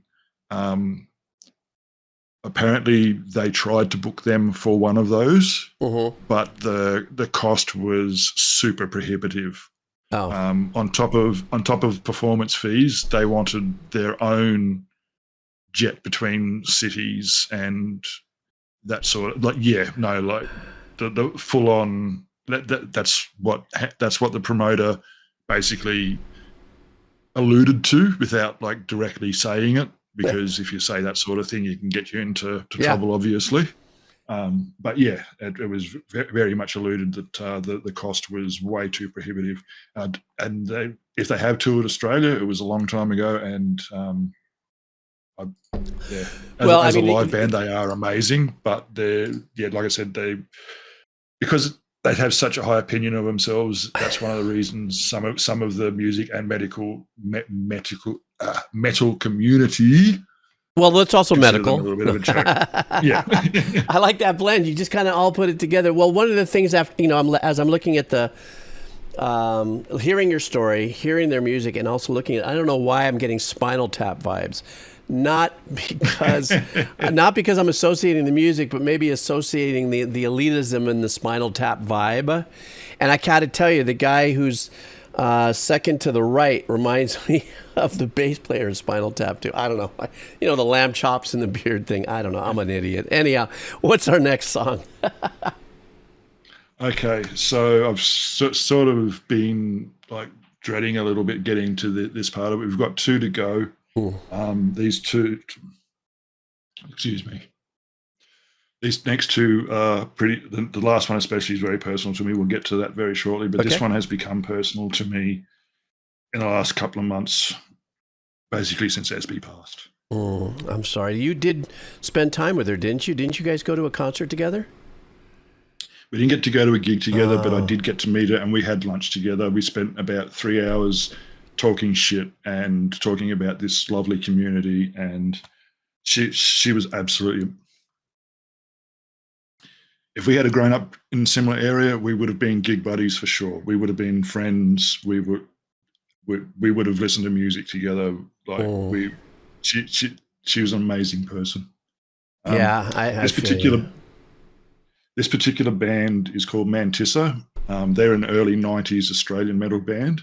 And I mentioned this band to her, and she's like, wow, no one else really remembers this band from back then.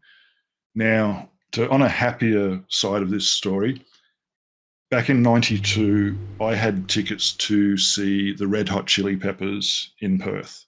Remember I was telling you earlier, when I lived in Perth, I got to see some really big bands. I got to see the Red Hot Chili Peppers on the Blood Sugar Sex Magic tour before they did the stuff that made them super, super popular. They were really popular from Under the Bridge at that particular time, but not as super popular as they became later on with Californication and those sort of songs.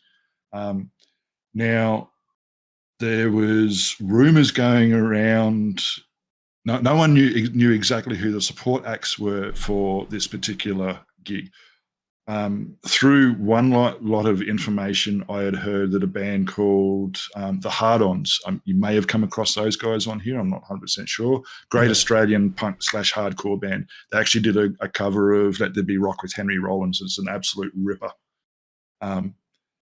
So one lot of information was saying that, but the street press, there was back in the day, if you remember street press, yes, of course, fucking scenes that people would print themselves and hand out and get the information gigs. Yep. So one of those, there's one in Perth called Express. That was and it had information that Mantissa was the support act.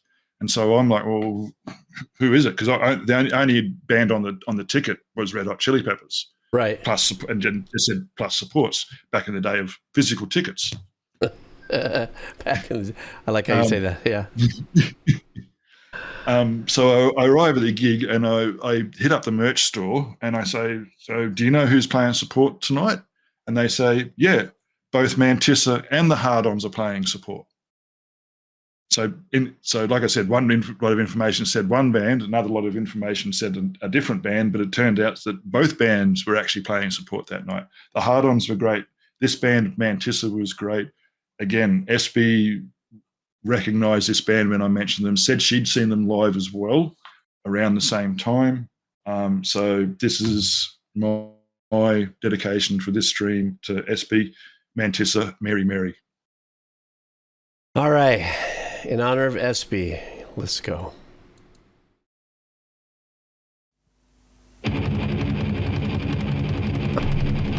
Automatic.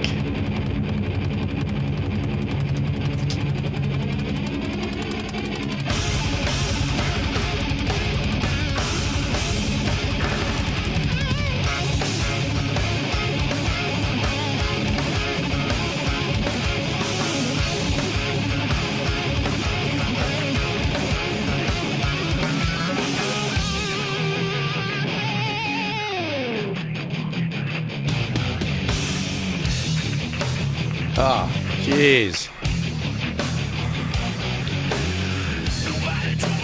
You see what SB was into, mate? Yeah, absolutely.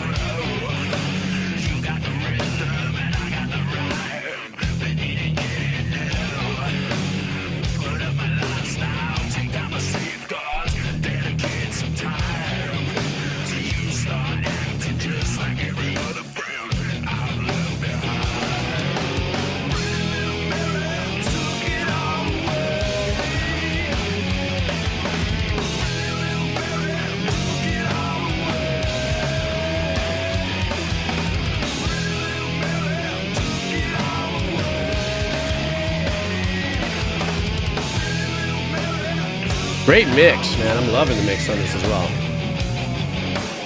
Yeah, those are some I'm nasty surprised this band wasn't bigger. Yeah, that's a nasty chug. Yeah.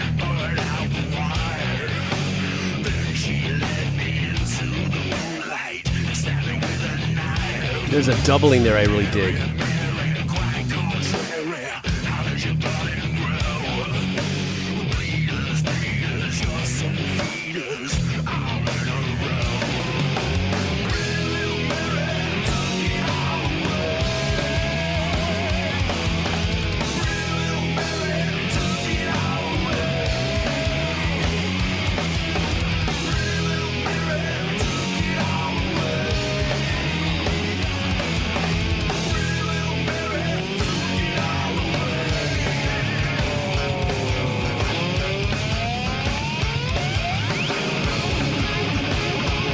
Oh, yeah.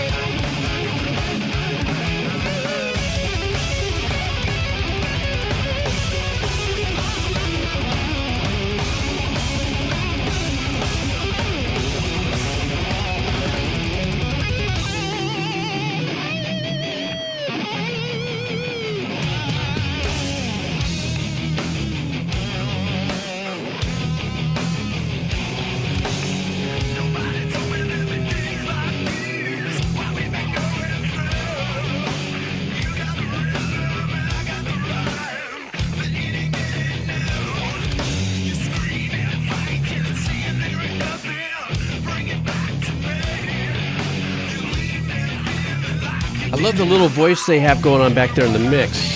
Dark. Yeah.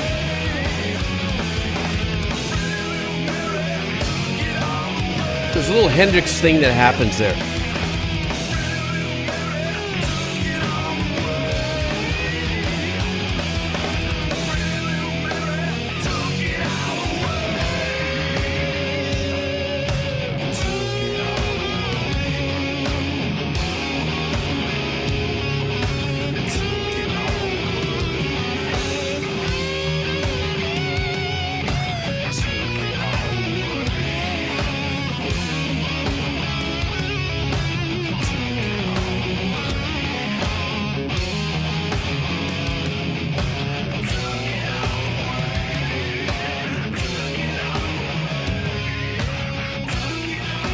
Ah, the good old-fashioned fade. Yeah, SB would have been just all over this.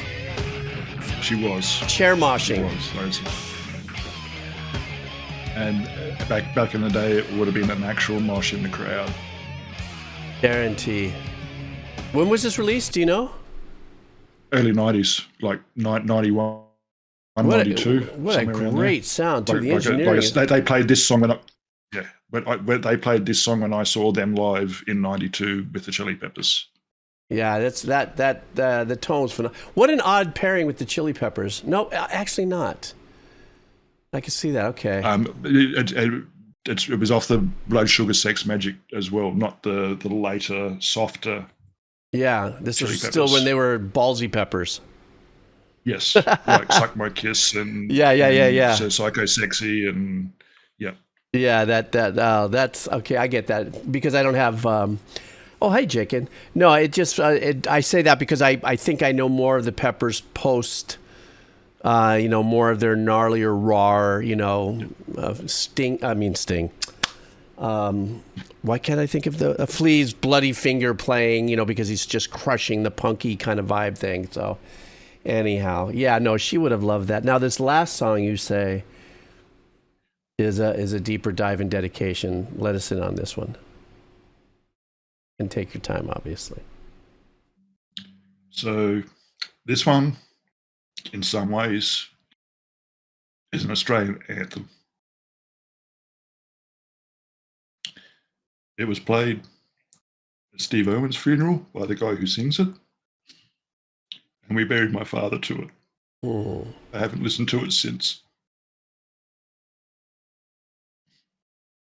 John Williamson, True Blue. All right. Everybody in the chat, Caticle Boar is dedicating this to SP, and we know what SP meant to all of us here. And so let's take a nice... And so, yeah, it's dedicated to SP, my father, Steve Irwin. And like I said, I'm giving this in a sad context, but it should be the Australian national anthem. All right, let's go.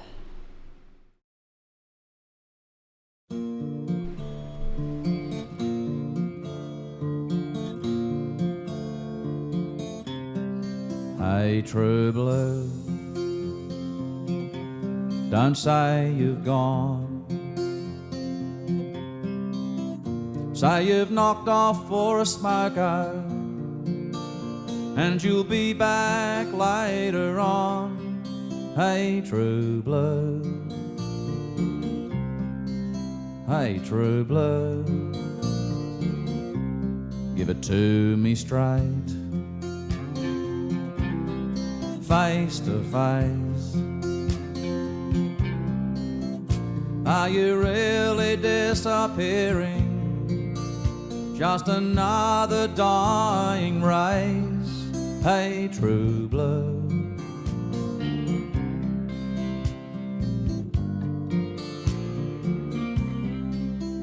True blue. Is it me and you? Is it mom and dad? Is it a cockatoo? Is it standing by your mate when he's in a fight? Or just Vegemite? True blue, I'm asking you. Hey, true blue, can you bear the load? Will you tie it up with wire just to keep the show on the road? Hey, true blue. Beautiful, Hey, soulful. true blue. Now be fair dinkum. Is your heart still there? If they sell us out like sponge cake, do you really care? Hey, true blue.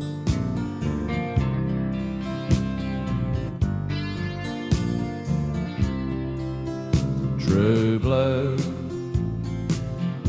Is it me and you? Is it mom and dad? Is it a cockatoo? Is it standing by your mate when she's in a fight? Or just Vegemite? True blue, I'm asking you. True blue, is it Is it mom and dad? Is it a cockatoo? Is it standing by your mate when he's in a fight? I love the build. Or just virgin mind? True blue, true blue. Wow, that you're right. That is absolutely, well, I mean, song-wise, I mean, obviously dedicated to SB, your father, Steve Irwin. Song-wise, definitely, as the track built, it was very pulling, very soulful, singular guitar, super light percussion. And then it built in an anthem style. You know, you have the background vocals and very loving and very, you know, emotional, you know. At the concerts, at his concerts, everybody sings along at the end for sure. And That's got to be pretty amazing. sure his larger concert, he has a choir that'll join him. John Williamson is an absolute Australian legend. Probably my father's favourite artist of all time. His brand of Australian country music. It sounded authentic and honest, you know, Yeah. everything from his voice to his lyrics to everything, you know, with songwriting. It was about great songwriting. He has some absolutely amazing songs. Obviously, being a country boy, he's also a little bit of an environmentalist. Like he's done songs.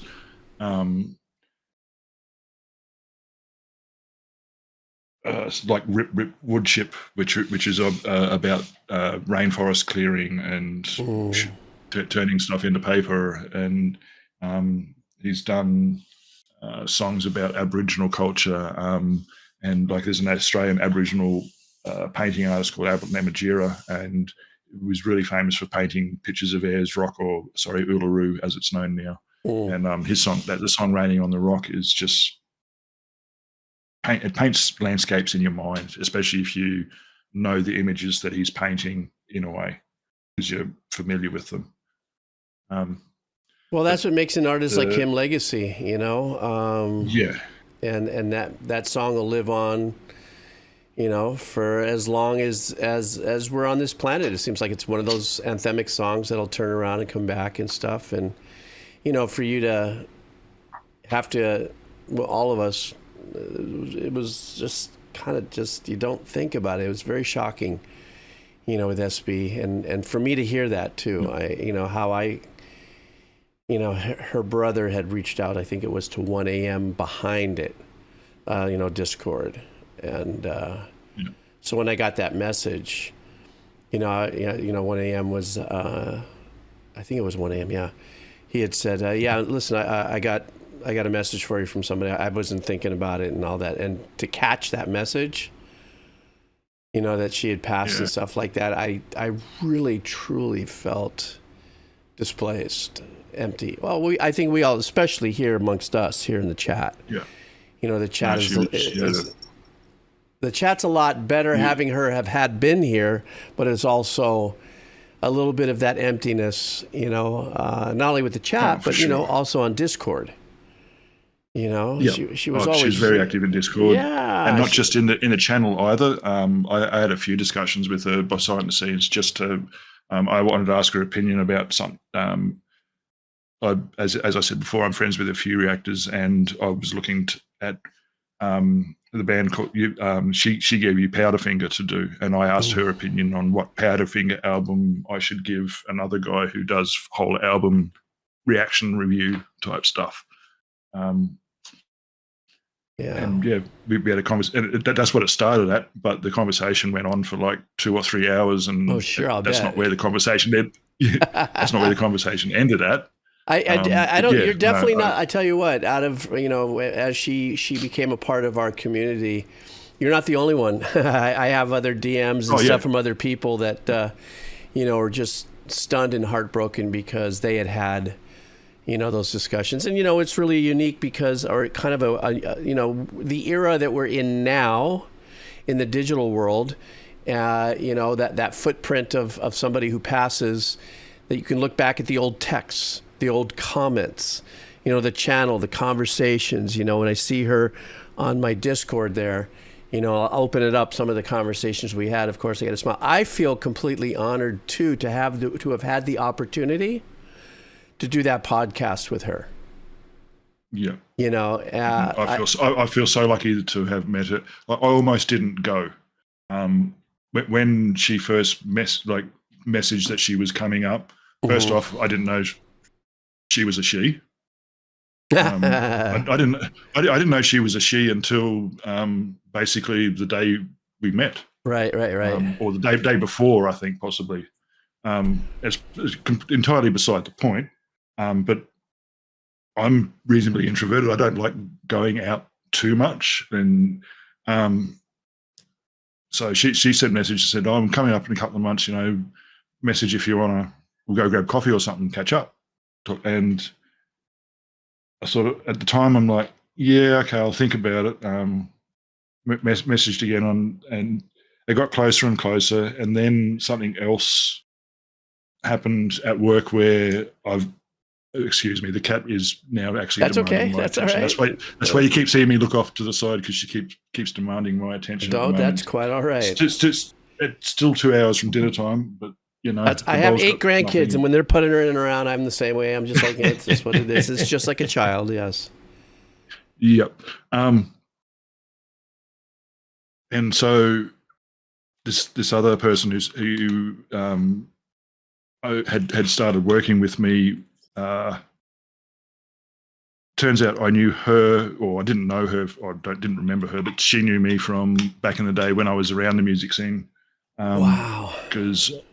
And she remembered me. She eventually remembered me. But because I was training her to do her job, and as you do when you start to sort of small talk questions in between while you're doing other stuff to learn a bit about the person. And yeah, it turns out we knew a lot of the same people from back in the day. Small world. But then a local metal gig was coming up, and basically she hammered into me and like, we're going, because I haven't been out to a local gig in quite a few years. There's a few different reasons behind that. Main one was I had a falling out with somebody within the scene, and I did not want to be associated with them anymore. And because they were so interconnected with the scene, I basically extracted myself from that. Mm-hmm. And in the meantime, I found out that person has now been excommunicated from the scene. Like it's total. Finally, everyone else. Yeah. And finally, everyone else has realised, okay, maybe I was right and they were wrong or whatever.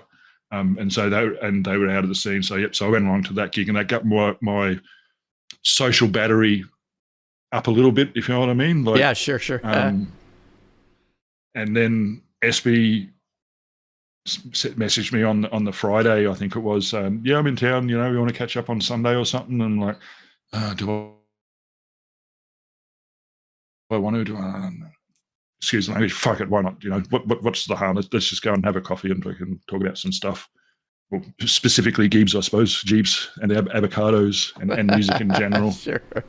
And so on the Sunday morning, we because she told me where she was staying, which was out of a place called Coolalingga, which is I'm sort of a little bit rural from Darwin. I'm in actually Palmerston, and Coolalingga is the next sort of bit further out, and it gets more rural as you go further out. And Coolalingga was a good spot, and they had a nice little coffee shop there. And she sent me a picture in the morning saying, "This is what I'm wearing." And I went, "Oh, you're a her. Okay, cool." Sure. And I messaged about, this is me, basically what you see now. Mm-hmm. And got there, and I'm standing in line waiting to do my order, and I get a text, a Discord message. I'm in the line behind you. So behind there she is. So teeny little joined thing me too. in the line. Is she like small little thing, wasn't she? She's not small. Like she in height wise, like I'm 6'2", and she well, I suppose she would have been probably shoulder height to me. So I don't know, in that 5'8", 5'9" range, I suppose. She wasn't she like small. She wasn't like large or anything either. No. But yeah, no, we just sat there and shot the shit, had an eggs Benedict and a cappuccino and talked. And yeah, like I said, if we had grown up around each other, we would have been music friends and gone to gigs and done all that sort of thing, you know?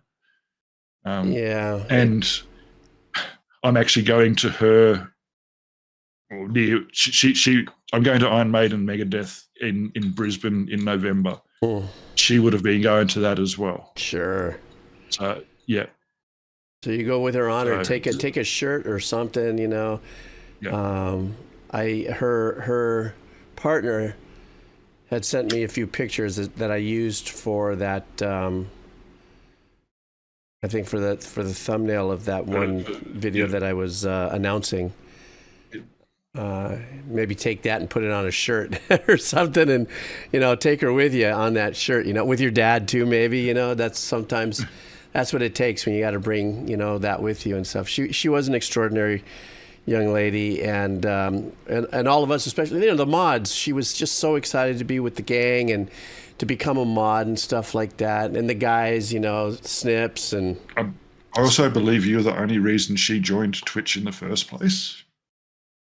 Yeah, she had mentioned that, I think, and we were in a chat, and we just, the energy that we are as people here in our little community, draws amazing people, and she just left too early, and it was a huge shock, but we talked in my podcast about, she knew that she had to watch it, and she knew that she was walking that line when she would take her chances and stuff, and you just don't, you just, you're never ready for it. You're never ready for it. And if I had to say, if I was to be there in eulogy representation, if you would, it would be that when you look at that podcast, you could see that regardless of what she understood her life was about and the things she had to go through, she went all in. And we even said that in the podcast. 100%. Yeah, she went all in. 100%. She did not hold back. She was not going to allow. She refused to hold back. Yeah, she was not going to allow type 1 diabetes to, hold her back. She just knew what she had to do. I got to do this and prep when I do this and do this and do that, and she transitioned doing exactly what she wanted, and it's very unique because I'm not making an official announcement, but there's a podcast that I'm a part of that I'm releasing with a friend of mine. It's just audio only, but there's going to be some YouTube things. And we talk about death. And my main footing is death is for the living. It is. Death is for the living. And from what her partner said, she just went to sleep and didn't wake up. I think we can all hope in some world that would be how we all fade, and not in some long, hardcore. Yeah. 2 days ago, I was talking to a friend of mine that's suffering pretty miserably from prostate cancer. Whereas she went to sleep. You go into a dream, and that dream never ends. And the dream never ends. I mean, how fucking brilliant is that? I mean, we miss her because death is for the living, so it's up to us to have to, use our coping skills and everything to get past it. That's when her legacy started. Is when she passed away. Same with your father, my father, people who've passed away that we love. That's when the legacy of that individual starts and lives in our hearts. But like I said, I feel like I was absolutely blessed to have had the opportunity to have that podcast with her. And she lights up every time, and that she has just an authentic, wonderful smile when she was talking about the mosh pitting and all that sort of stuff. And then, of course, because I had a visual of her after the podcast and stuff, even when she's, chiming away in the chat and she's saying she's chair moshing. You can hear it in her voice. You can see her. Yeah. Yeah. Chair moshing and stuff. She'll be forever in our hearts. Yeah. Well, I think that's a wonderful. And I'm pretty sure you'll find that most of us who have come across her in one way or another, who do these redeems, will in some way honor her going forward. Yeah, she made a tremendous impact on all of us, and I think that's a wonderful way to to end our stream. You stay with me. I'm going to say aloha to the chat really quick.